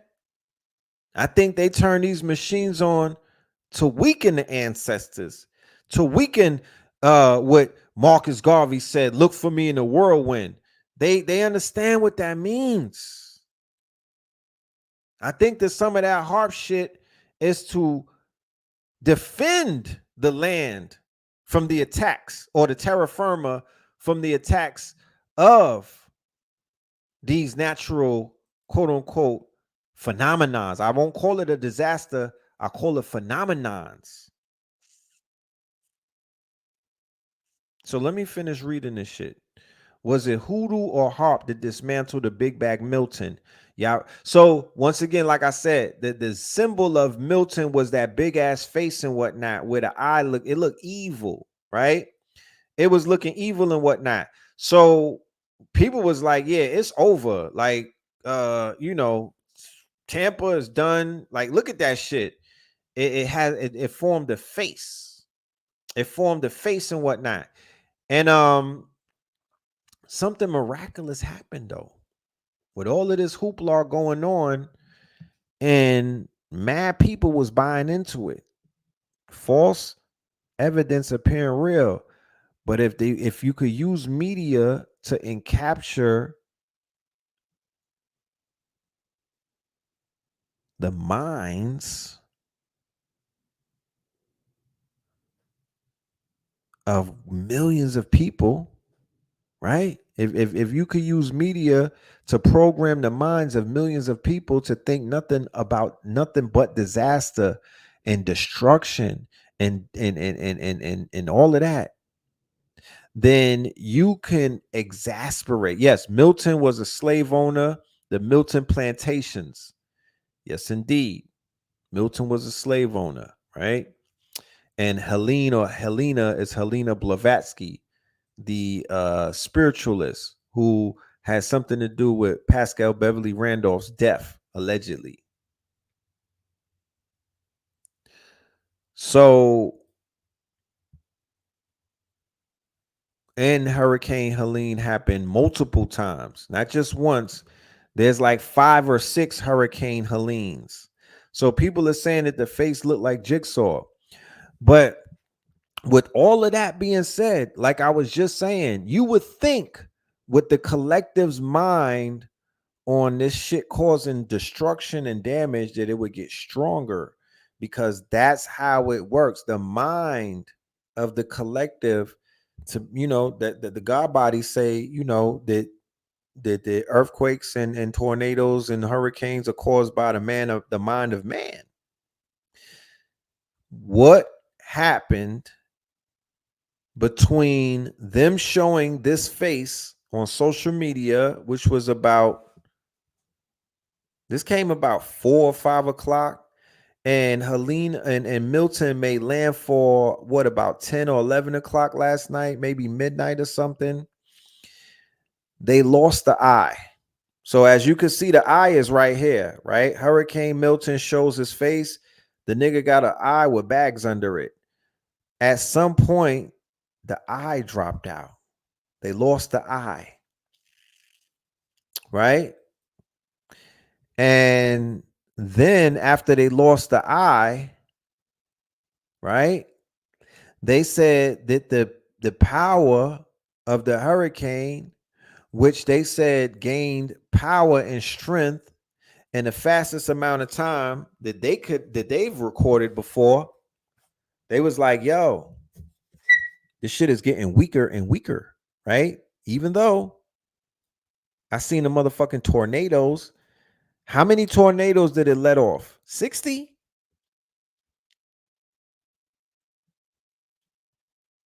How many tornadoes popped out of that bitch? I think about 60. Okay.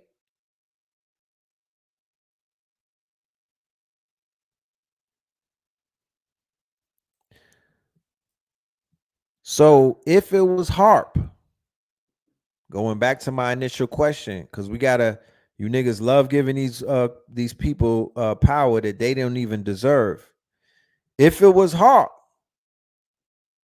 that was supposed to destroy, if they created it in HARP, right? If you niggas was saying, oh, that's HARP this, HARP. All right. Well, then HARP failed. 38 tornadoes. If that was HARP, then HARP failed, nigga. And y'all didn't say nothing about that in the morning. Oh, damn, the HARP shit ain't real, because it didn't destroy the fucking Tampa and Orlando.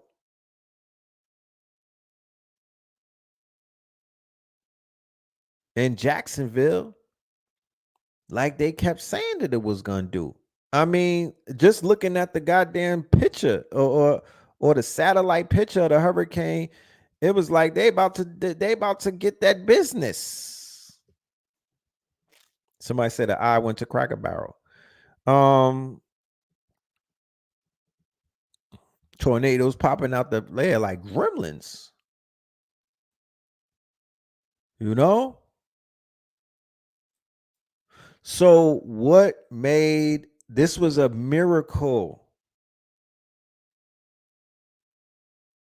This was a miracle that science cannot explain what the fuck happened in the last few hours that made that shit do what it do. So what happened? I'm wondering what happened. Cause yeah, Helene was bodying shit. Milton, he was popping out like he wanted that smoke, and then he probably got scared at the end. You know what I mean? He chickened out like Trey and Boys in the Hood. Let me out the car. Let me out the car. This nigga almost got, you know what I mean? He's supposed to spin the block. Let me out the car.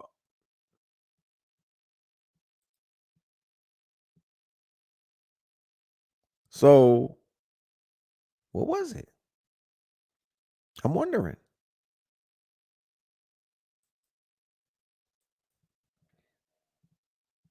You know?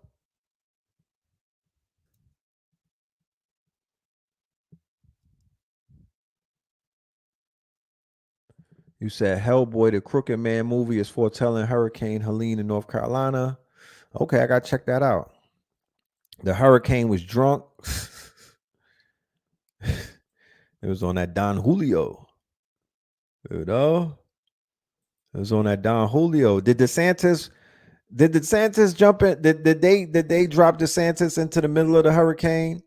I think him and Eric Trump, they fought the hurricane, and they tied it down. I think that's what happened. I think they jumped out of a G5, and Elon Musk was driving he was riding the plane, and Eric Trump and Ronald DeSantis, they went and wrestled the fucking hurricane and tamed it. I think that's what happened.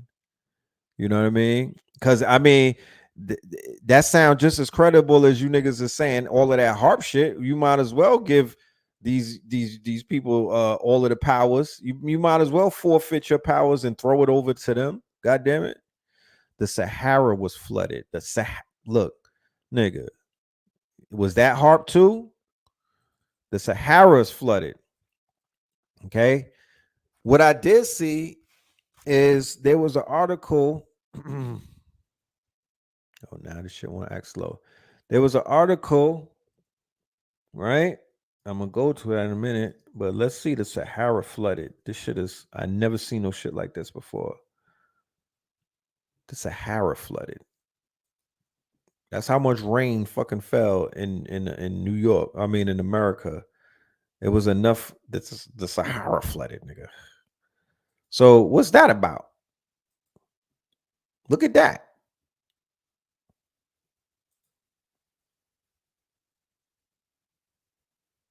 They said a rare rainfall 2 days ago. The Sahara flooded. You know what I mean? And Wyoming is on fire. You know? I mean, it's always some shit going on, but this is October. I don't really recall the wild weather patterns being off in like October. I don't know. It was relatively quiet in October from what I remember. Well, I could be wrong. But yeah, there go to Sahara. Flooding. This is a desert. Like they had either a 6-year drought or they were not getting no type of fucking moisture. They were not getting no type of moisture. But there you go. The desert is flooding. You know what I mean? Now, there was another story that came out about Tampa,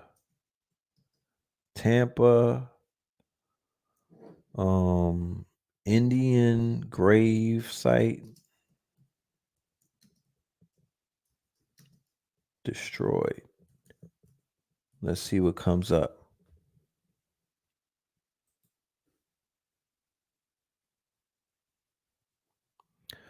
Okay, so they dug up some Indian burial mounds in August. See, this be the shit that get them smacked. This is what gets them smacked. This is what gets them smacked. Okay? Y'all niggas talking about harp. Indian burial mounds is dug up. It's so over. This is published August the 1st, 2023. The state archaeologist confirms human bones was uncovered when a St. Petersburg homeowner began removing an Indian mound in June to build a driveway, and plans have since revised not to disturb the site further. The neighborhood was built on a village complex developed by indigenous peoples beginning nearly 2,000 years ago. Right? So they building these cul-de-sacs like they do in Georgia, like they do in the Carolinas, and like they do in other places in America. They building these goddamn cookie cutter cul-de-sacs on top of what? Burial mounds, sacred mounds, ancient lands. You feel me? And it's like you could do a lot of shit, but it's just some things that you can't do, my nigga. If it's a burial mound, it's sacred. Like you don't disturb the burial mounds. Okay? You don't disturb the burial mounds. Yes, stirring up the Seminoles, who, by the way, used to kick ass. They were not no humble, meek group of people and whatnot. These is warriors who was giving America the business. You know what I'm saying? All the way up into the 1800s. They won 3 wars.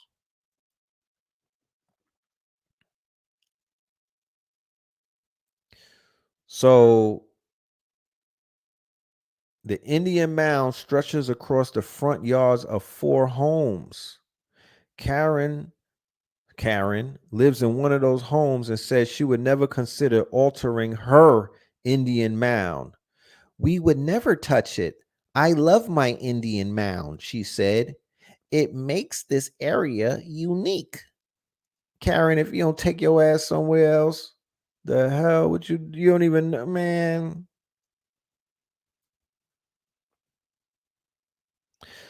Saran says she's happy her neighbor has reversed course and the human remains will stay in the mound. I think that's where it belongs, she said. I think it was left here for 2,000 years or 1,000 years or however long, and I think that's its resting place. These dumbass Americans, bro. You know what I mean? You can't win for losing. So this is the fucking mound. They're building. I mean, it's just, you know. And I'm not saying that them fucking with these mounds is one of the reasons why a goddamn hurricane came about. But you know, you disrupting sacred ancient burial mounds. And you don't know what the fuck you are disrupting. You don't know what type of energy you disrupting. You have no idea because you just got here. You're not tied into the land like that. You don't have no griots around you. You don't have no ancestral readings and whatnot. You don't have no babalaos. You don't have people who could basically, tell you what's going on.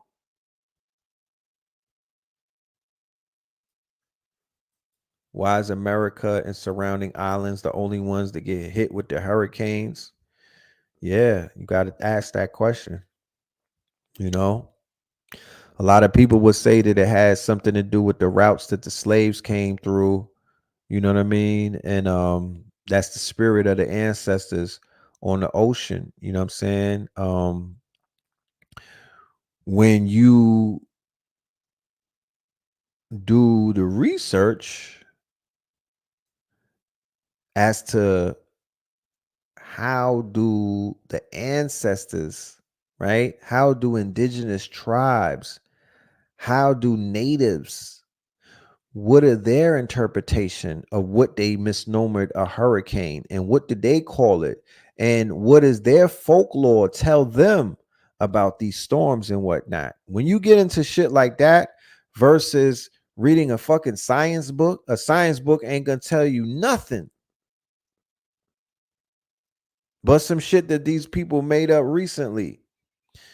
When you do that and you start reaching, you start doing the research.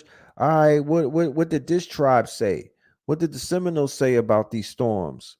Oh shit. Okay. Oh, that's interesting. They said that. Oh man.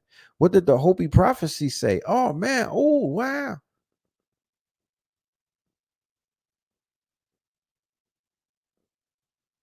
You know, that's when you start making these breakthroughs. Like, oh shit, it's a little bit deeper than rap. You know? Cause yeah, I don't hear about hurricanes hitting Africa. Acapulco got destroyed too. Yep. They destroyed Acapulco. I think it was the Helene storm, put that shit underwater. The Moroccan desert is flooded as well. Wyoming is on fire. There's a fucking second moon outside. I haven't seen it yet, by the way. You said the lithium stocks went up. Yo. Okay.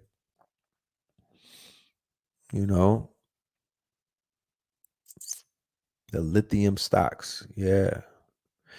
That's interesting because they also telling people in Florida to avoid all EV products because of salt water and the batteries exploding and causing fires. And I believe those are lithium batteries. So salt water and lithium batteries are a perfect storm to ignite an explosion or a fire. He said that they had 16 fires, 16 to 17 fires, right? In Florida, people's houses were burning down because I seen a ring camera footage. There was a garage that got flooded and whatnot. It had a Tesla in there. The minute the fucking water hit the Tesla, that bitch caught fire. Crazy. You know?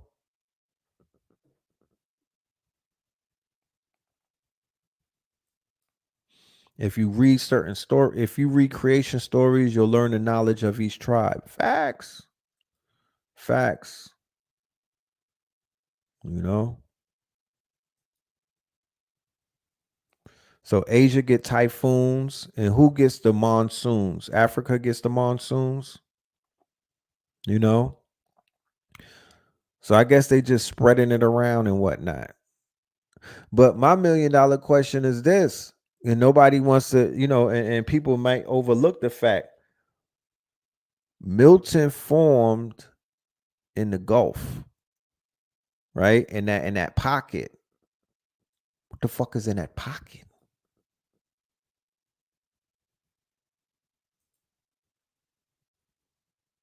What the fuck was in that pocket? When it was a category 5, or when it was damn near pushing to be like a 6. What the fuck is in that pocket? You know? Elon has the most effective electric vehicle on the market. Why these fools keep buying it? Yes, they said the Cybertruck is trash. There's an insurance company that dropped the Cybertruck because it's so many goddamn issues with it. If you don't want your Cybertruck, though, hit me up. Hit me up. I'll take that off your hands and whatnot. We just keep the salt water away from it. But yeah, they said the Cybertruck is trash. It got mad defects. I guess because it was like the first edition and whatnot. But yeah, it got mad bugs in it. Shit is not 100. You feel me? It's not 100.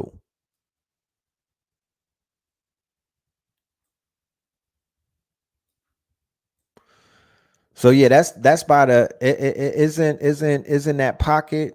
Isn't that like Veracruz? The what Taj Tariq talks about, huh? That area where the Olmecs were at and whatnot, right there in the Gulf, the Yucatan Peninsula. Is that same area? Like, what did it destroy in that? Because it had to destroy something. That Gulf of Mexico, even in the water, you can't tell me that there's nothing in that water. You can't tell me that there's nothing in that water. So I'm like, what the fuck was in the Gulf of Mexico that the shit was getting that it was beefing up on.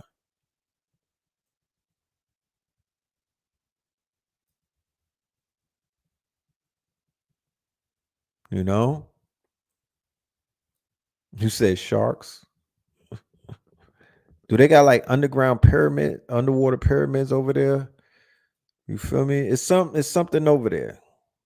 It's a lot of oil rigs out there. You feel me? Pulling from the ocean. And another thing is this. And I'm in my late night hypothetical bag right now. If aliens or unidentified flying objects or UAEs or whatever they call them shits, if they're said to inhabit the oceans and these quote unquote hurricanes come from the ocean, right? Could they have something to do with that? Warmer water fuels the hurricanes. Yeah, it does. It does. It does. You know, I haven't been swimming off the coast of Africa.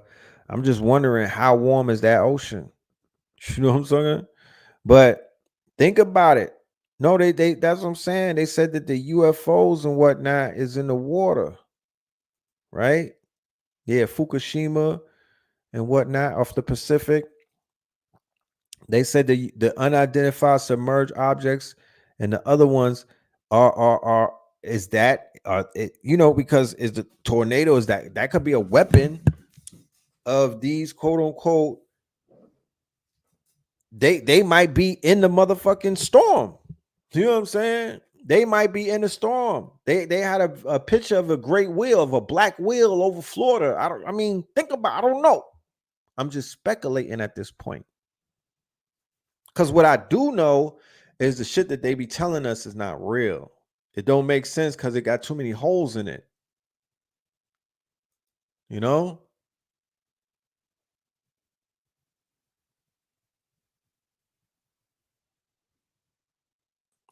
Allegedly, they got machines in the ocean that heat up the water. Yeah, I heard that. I've been hearing that. I've been hearing that. You know? I'm gonna talk to Lieutenant Dan. I'm gonna talk to Lieutenant Dan. I'm gonna refer some of my questions to people who are in the maritime business and shit like that. They could give me some more information because, you know, it has piqued my interest. I'm gonna do a little more research and things of that nature. They are saying that there's another body, there's another hurricane in the waters and whatnot. They're predicting that we may see two more. So, you know, we'll keep our eyes open. Um, I am very grateful that Tampa was not taken off of the face of, you know, very beautiful place. You know what I mean? Shout out to Derek Grace and everybody else that lives out there. Shout out to my sister who lives out there and other people who inhabit those areas, Jacksonville, Duval, and all of that. You know what I mean? We don't want nobody to suffer like that. Lottie dottie. Who knows the harmful effects of submarines and ships? You feel me? Who knows? Who knows? You know? Charleston, South Carolina is on a 33-degree parallel. Is that right? That's interesting to know. That's interesting to know. But yeah, family, we are cooking. We are getting ready to, I'm gonna be in lecture mode. I'm gonna be in lecture mode. The name of this lecture that's coming up, I'm very excited, enthusiastic about it. I think I'm gonna have the good brother Q Reeves pull up on Monday so we could chop it up. Maybe on Sunday, on Sacrilegious Sunday, unveiling the veil. Let's go to the Eventbrite and check this out. Let's go to the Eventbrite and see what this thing is about. There's always something going on with this red pill guy. Like let's see what he's talking about, man. There's always something with him. He don't know how to just chill, right? The fuck? All right. We're going to be all right. All right. We're going to be all right. Give me a minute. Blood clot. With the blood clot. Okay, about this event. Let's read the about this event before we get out of here.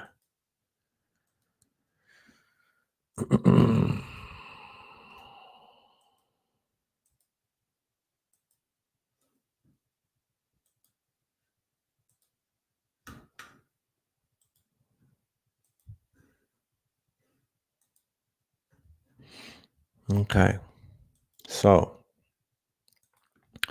Unveiling the Veil, a masterclass on spiritual expansion, an immersive and interactive event focused on guiding participants through a journey of heightened spiritual awareness, offering tools to connect with higher dimensions and facilitating the removal of subconscious blocks. Number one, Introduction to Spiritual Expansion, the veil concept. Discussion on the metaphorical and metaphysical veil that separates us from higher consciousness.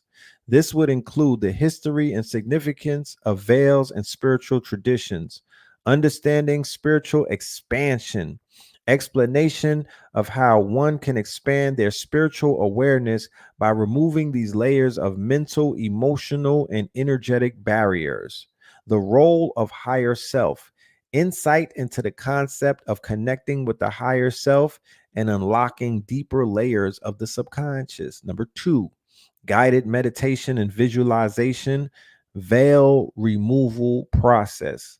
A guided meditation session where participants visualize the process of unveiling themselves, peeling back layers that block spiritual insight, connecting with your higher self. A visualization exercise to tap into inner guidance and allow spiritual energy to flow freely. And if you're not familiar with the work that the brother Q Reeves does and is known for, he does a lot of spiritual work, past life regressions, things of that nature. He is a spiritual specialist. Okay. And we'll have him on Monday pull up to explain further his gifts that he has to share with the people. Number three, techniques for spiritual expansion, energy clearing practices, teaching techniques such as breath work, chakra alignment, and aura cleansing to clear energetic blockages and open up spiritual channels, subconscious reprogramming, exercises designed to help participants reprogram their subconscious mind to embrace spiritual growth and release limiting beliefs, tools for daily expansion, introduction to using metaphysical tools such as crystals, tarot, oracle cards, and affirmations for consistent spiritual expansion. Number four, accessing higher dimensions and guidance, multi-dimensional awareness.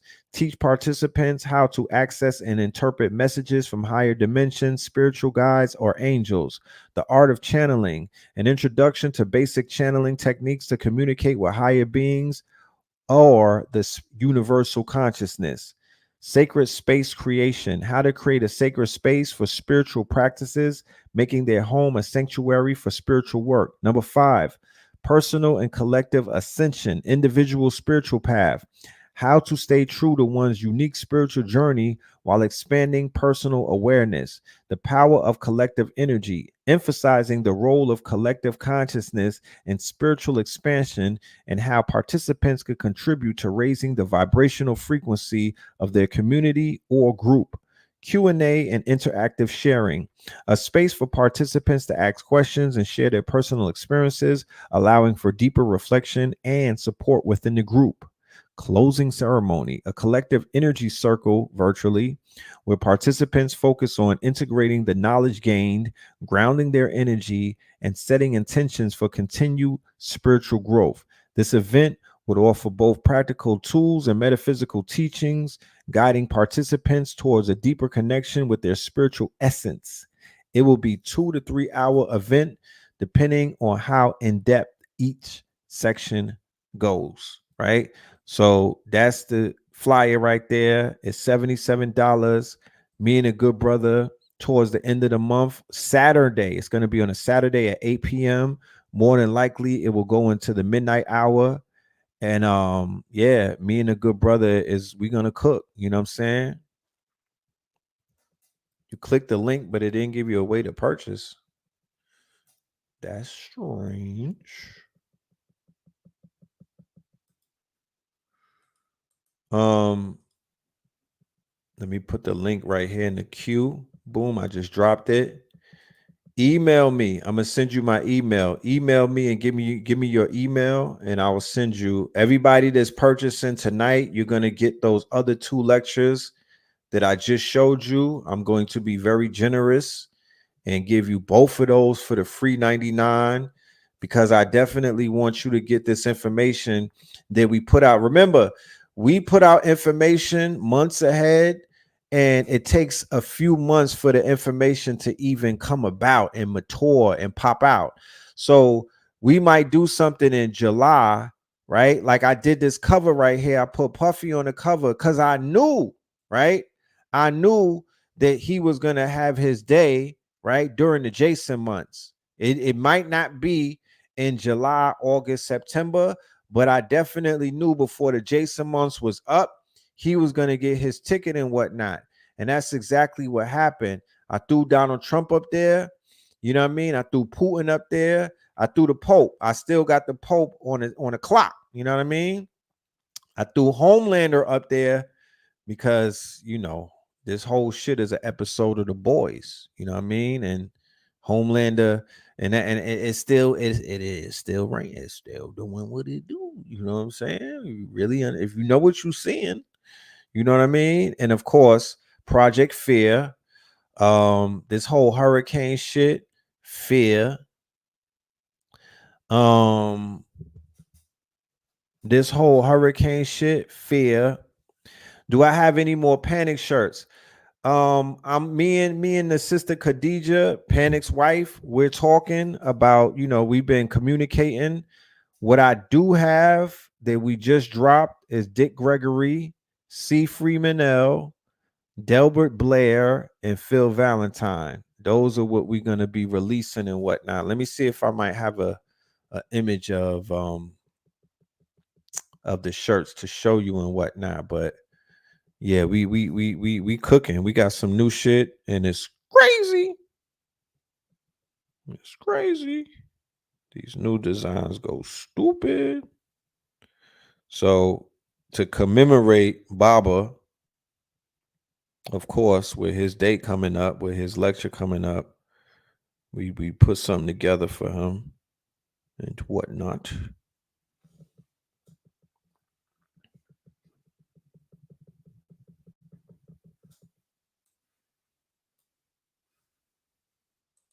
Let me see if I can pull that up. But yeah, the Project Fear.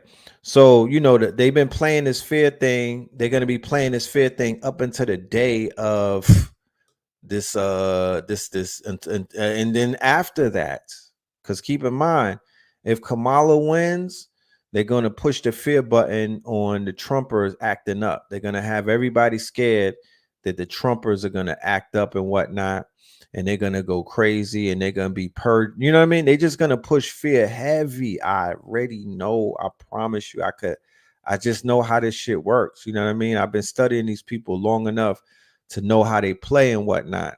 So they're going to continue. The fear is going to come. So imagine if Kamala or Kamala, I don't, you know what I'm saying? She got different pronunciations. Kamala.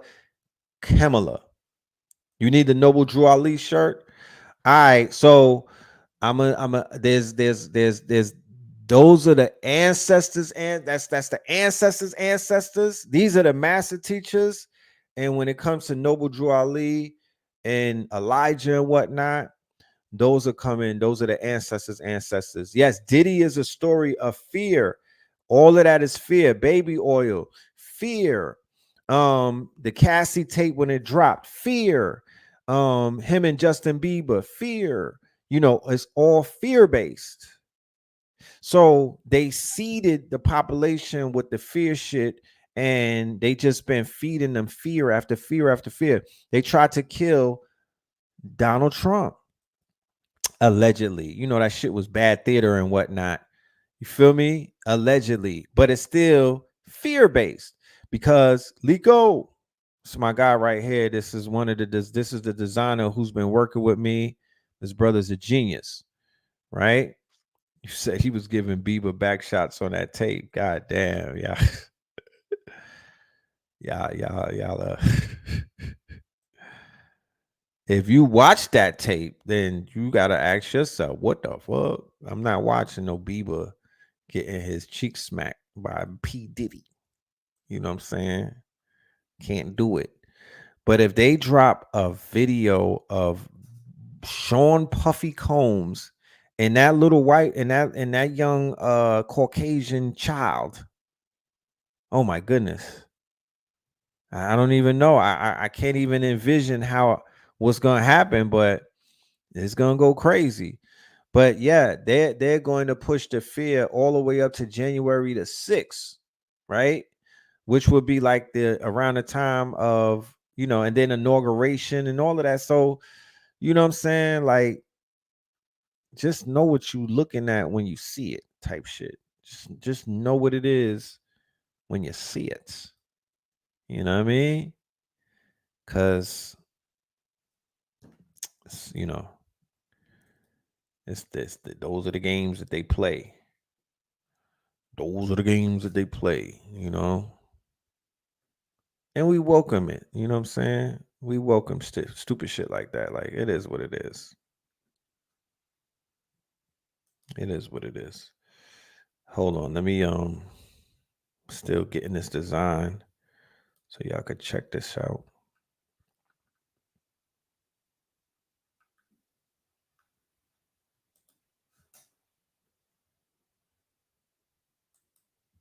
But if there are any questions that are in the jump off, do yourself a favor and ask, and we'll answer some questions before we get out of here. It's wild late and whatnot. I'm trying to. I can't promise you, but I'm trying my best to connect with the family for sacrilegious Sundays and Saturday Night Live. I want to pop out and do something. So just look out for that. You know what I'm saying? Just look out for that, because inshallah we'll be able to do something, around that. You know what I mean? We'll be able to pop out on Saturday and also on Sunday. And like I said, I'm looking to have the brother Q Reeves pop up so we could talk to y'all, you know what I'm saying? Give y'all more information as to what it is that we're going to be doing and whatnot.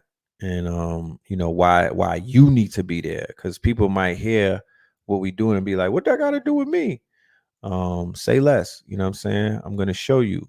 We're going to explain to you why this is very important, because at the end of the day, this journey that we're all on is about, this it should be about your spiritual development. If you're paying attention to what's going on around the world, I mean, we ignore a lot of things, but it's hard to ignore what the universe is trying to explain and show you. Look, just in case, look at Puffy, right? But not just P. Diddy. Look at all of the people that are fallen, even in this community that they call the conscious community. What is the overlying, what's the commonalities that you see, right? What's the commonalities that you see? It's about men not being in control of their lower self. It's about men being conquered by their lower self, man. That's what it's showing you in all of these stories. You know what I mean? From the R. Kellys, the Me Too shit, all of these you got up and coming teachers that's doing time. You got old former teachers that fell off and doing time, like, and they all are being persecuted, right, for not being able to control their urges and their lower self, right? Just think about that. You know what I mean? Just think about that. So ultimately, there's a lesson in this whole thing that's showing people, bro, if you don't want to wind up, in a certain situation, because you can see how other people are going through their shit, you might want to, you know what I mean? You might want to, you just might want to learn from others. You might want to learn from the mistakes that others make, so you never have to worry about ever repeating those mistakes, type shit, And that's the good thing about life. They'll give you other people's mess ups and be like, you sure you want to, you know what I mean? Like, you sure you want to you sure you want to do this? You positive? Okay, boom. And if that's something that you want to do, then they let you rock out, you know? They let you rock out. But, shit, let's learn from the mistakes of others instead of, because I don't think everybody taking all the time to make jokes about baby oil and all of this. Like, they're not even learning from the mistakes. There's so many people in denial and they're deflecting about what P. Diddy did, where they won't even admit that they was at one of the parties and whatnot. It's like, you're not even gonna receive the shit that you need to receive because you too busy wallowing in the downfall of a person that you literally, you didn't know this nigga, but chances are you wanted to. Because I see a lot of Diddy groupies, they the main ones making fun of him right now. That's how it always works. It be the groupie niggas that be the main one. And all that is deflection. That's all you seeing is corny nigga deflection. Niggas is really deflecting because they would have been Meek Mill if the opportunity presented themselves. They would have probably been Meek Mills getting his shit clapped. You know what I mean? If the opportunity presented themselves, because that's how fanned out black men in particular were for niggas like P. Diddy. And they still be on fanboy shit with other niggas. You know what I mean? Doing the most for no good reason whatsoever. Like, fam, all right, come on. You know what I mean? What are you doing? Stop it. You know what I'm saying? You out here, you, nigga. That's not manly. What are you doing? People be out here representing themselves in the worst ways. Celebrity worship culture, right? Celebrity worship culture. That's the shit that's dying. That's the shit that Kendrick was talking about with the party must die. And like I said, even the Democrats know in this season of elections that the shit is so that celebrity culture has taken such a hit that they can't even find celebrities to help push for Kamala that are credible. The Democrats don't even have nobody worth bringing out. Like it's that shit is defunct. That whole shit is defunct. It don't even work no more. Because if it did work, believe you me, you would have been seeing them niggas pulling up, Macklemore and all of them. You'd have been seeing them rolling them out. But because the Biden administration, right, is, bankrolling a genocide, I think, they behind a genocide that involves the killing of children and women and elders. Yeah, the niggas like Macklemore and them is not rocking with them no more. So yeah, this is the new drip on the marked. This is the new drip. Hoodie season is coming and whatnot. You know what I'm saying? Yeah, get your new drip, man. This is the Delbert. You know what I'm saying? The Nagas. This is the Delbert. And this is the Dick Gregory and the KT Aliens. Yeah, that part. Yeah, pull up. And fingers across. Hopefully this month we're gonna be doing the workshop. Let me see. It's the 11th. Maybe in November we'll be doing a t-shirt. I gotta talk to my good brother Nishan. He's out here working, cooking and whatnot. He doing this thing. So, time just been going real fast and whatnot. But we gonna get up and we're gonna do some work. And we're gonna get y'all this workshop so y'all could get into this business, this $1 trillion business called apparel. This $1 trillion business called apparel.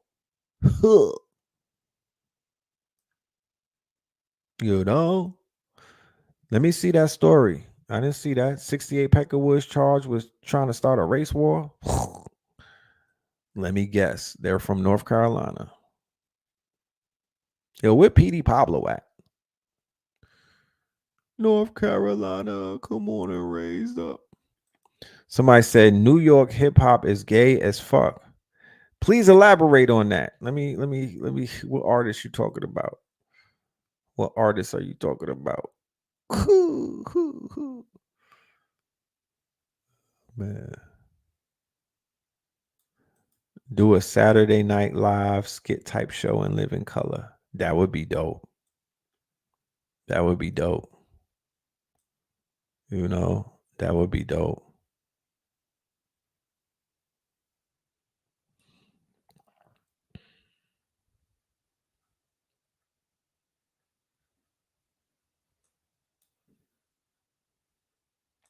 Oh, cute man. Q-tip is super moist. I ain't even gonna hold you. Yeah, these are fire. I appreciate that. You know what I'm saying? I appreciate that. Yeah. We just we cooking, you know what I'm saying? Giving the people what they want. You know what I mean? The people said that they want to drip. The people said they want to get fly and whatnot. The people said that these youngins is out here thinking that they got the fashion and everything. They think that nah. They don't, you put some Rick Owens on with these t-shirts and just body that shit. You get on your opium shit, all black everything. But you said PD Pablo called out the baby the other day. That shit, I missed that one. I didn't get that one. I gotta go check that out. You know what I'm saying? Yeah, shit. The baby need to keep it a buck and do it. Why he ain't never put PD Pablo on the song, man? The fuck? Don't stun on PD.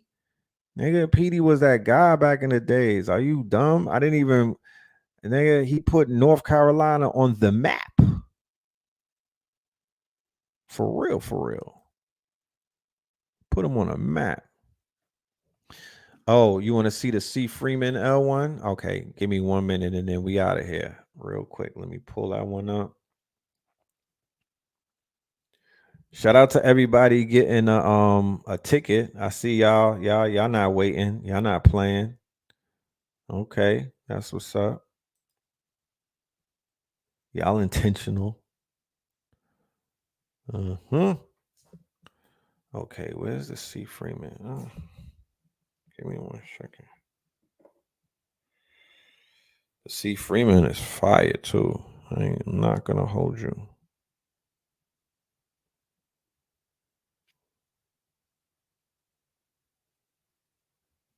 We have a Dr. Francis Cress Wilson coming as well. That one is Magnifico. That one is Magnifico.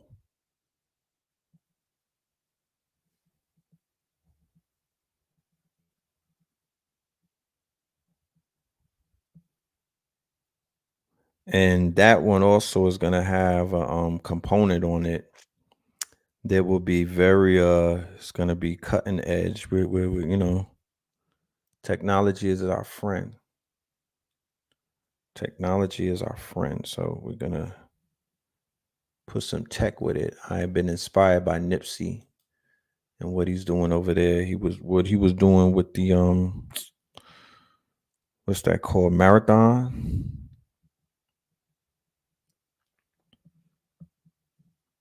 What the fuck?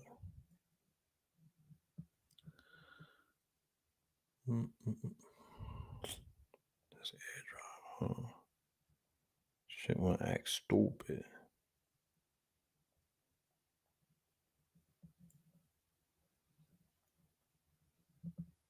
Come on, airdrop.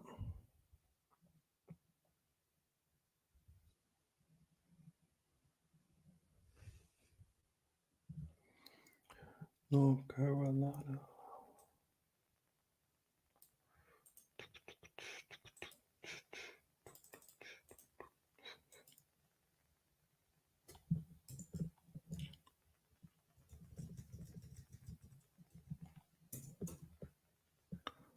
All right.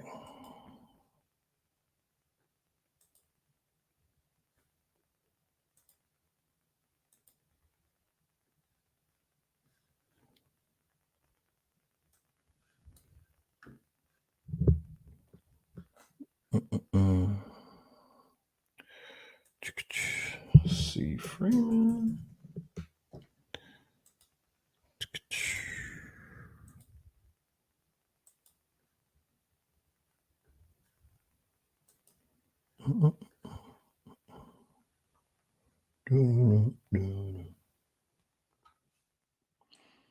What are y'all listening to these days? What are y'all listening? I want to know from the audience, what new music are y'all listening to? No judgment. You know what I'm saying? I'm just trying to add some new sounds to, my listening experience. So I want to know. I trust y'all taste. Y'all done put me on the new shit before. So I'm just asking for anybody in the audience who has some music that they wanna I won't say promote. Yeah, you want to promote it. Fuck it. You know what I mean? If there's an artist that you want to promote, if you the artist, I'm just trying to figure out what that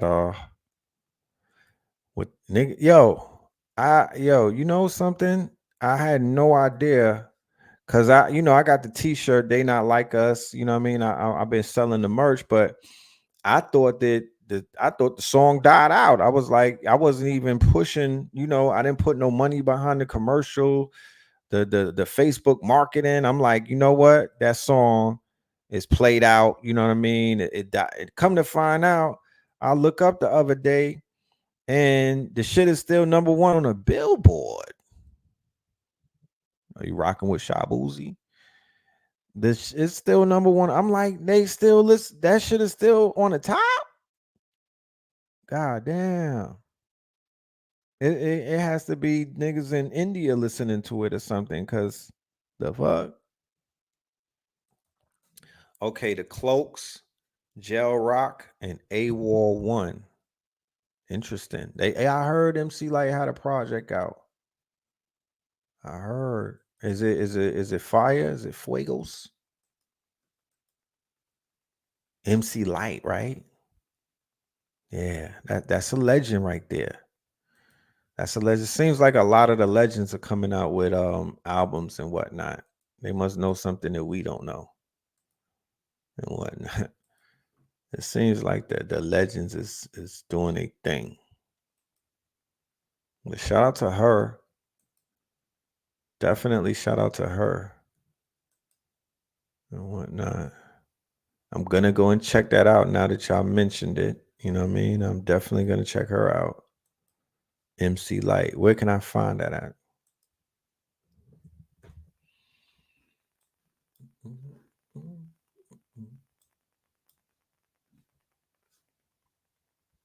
I cram to understand. I cram to understand. Cram to understand. Man, I'm trying to get this C. Freeman shit pulled up, and my computer is acting like it's on Geritol. It's mad slow. I don't know why. It just probably knows that I want to do some shit, and it's like, let me slow you down. Let me slow you down, my ninja.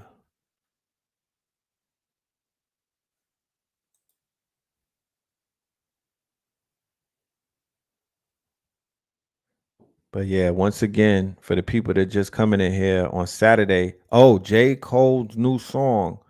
And I heard that. What's my email? Let me give you my email. J. Cole's new song is fire. Salute to that young man.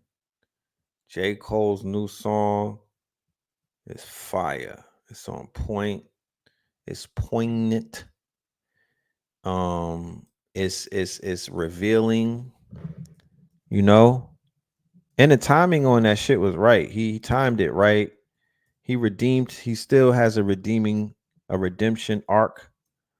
It's gonna be hard to make fun of him in lieu of what it is that he did by backing out and whatnot. You know, we said that, like I said, we told niggas from the day that they decided they didn't want to clown him, like, that's not gonna go anywhere. Like, you're not gonna get no points for that. You know what I'm saying? He did some shit from his heart. You know what I mean? I mean, Blue Pill, I remember we was doing a lecture and Blue bodied that shit because Blue literally said exactly what he was gonna do. In the lecture, we have receipts. We have people in the audience. And I got the text during the lecture. They like, yo, J. Cole just bowed out. He just apologized. But this was it the eclipse? What was it? What was it that was about to go down? Whatever it was about to go down had everything to do with compassion and everything that J. Cole did. That's what the celestial signature was calling for. And he went on the world stage and he went and did that. So theoretically, you know what I mean?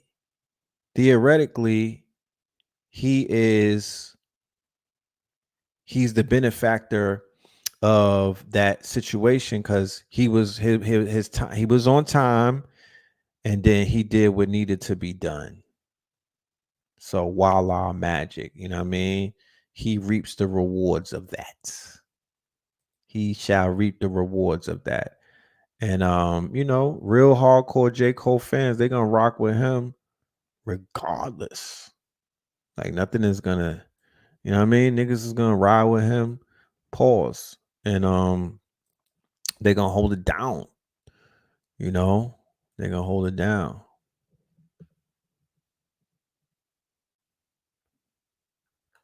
Cole did the right thing. Yes, indeed. Yes, indeed. He definitely did, in my humble opinion. I wouldn't want to see him embroiled in that beef like that. You know what I'm saying? That wasn't his smoke. That wasn't his smoke. Even though Kendrick got real slick with both of them. You know what I mean? That wasn't his smoke. He did the right thing. Chino XL. Yeah, I heard Chino went out with that was a suicide. Yeah, I heard that was a suicide. And that's crazy. He was dealing with some mental health situations and shit. Probably not feeling appreciated. I don't know. You know, LL Cool J said his pussy. He said his pussy fied. Shout out to Glorilla. You know what I mean? Shout out to Glorilla. Oh man. They said L Cool J new album is bussified. That's crazy. That's crazy, bro. The hell? It's crazy. But you know, LL always had those allegations. You know what I mean? Like I said, all of this Jaguar Wright shit and this male gossip shit, this chatty patty shit. This is New York culture. This is barbershop culture. None of this. I have not heard a new rumor yet. These are all old rumors. The majority of the shit that I'm hearing, I done heard it. We done heard this years ago. You know, It's not really new type shit. You know, no disrespect, but this is old news. Like, give us something new. You know, give us something new. That's why when we seen the baby getting sandwiched and whatnot by Mike Rubin, you know, that was news. It was like, oh shit. Not the little nigga from Atlanta. You know what I mean? Getting sandwiched by Mike. Oh my goodness. Astaghfirullah. That's why that was so much news, because that was like a new one. That was a new body. That other shit those are old bodies. Usher. Where the fuck y'all been at? Y'all didn't know about Usher and Bieber, nigga? Where you been? You been in Asheville, North Carolina. That's where you been. You was in Asheville, nigga. You wasn't even outside. Yeah. You was in Asheville. No judgment. Cause this is old news. You know what I'm saying? This is not no new shit. Puffy being moist, nigga. That's some old shit. That's there's nothing new about that, you know. But I don't know. I was trying to pull this thing up. My computer's acting slow, and I feel like that's a sign. You know what I mean? The ancestors is telling me, take your ass to sleep, nigga. You gotta go to the gym in the morning. So I'm gonna heed the warnings. You know what I mean? I'm gonna listen to what they say. And we'll be back. Like I said, we'll be back this strong end. You know what I'm saying? Just depending on the schedule about the strong end, like everything that's going on. But we definitely will return and you know, chop it up and just go over some of these other concepts that we've been building on.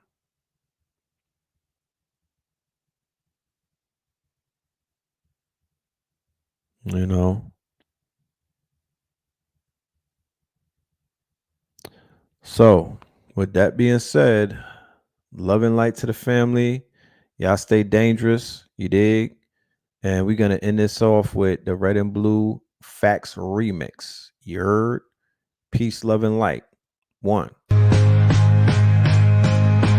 Red and blue, purple light. Friends. Red and blue, purple light. Friends. Facts. Red and blue, purple light. Friends. Red and blue, purple light. Friends. Facts. You can get to know the ledger. Sacrilegious Sunday to melanin Monday. You can get to know the ledger. My love, just open your third eye on Thursday. Lord, the food, the art, the clothes, the Vatican's getting exposed fast. We put the show on the road. You better stay on your toes. I was till the land, focused on the ego. Then I opened my heart, let go of the ego. Grand after grand, we stacking up these C notes. Facts, facts, yeah, we gon' put this shit on our backs. Facts, facts, we in your city, pull up where we at. Facts, facts, peace, love and light.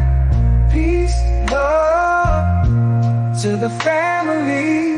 Peace, love and light to the family. Peace, love and light to the family.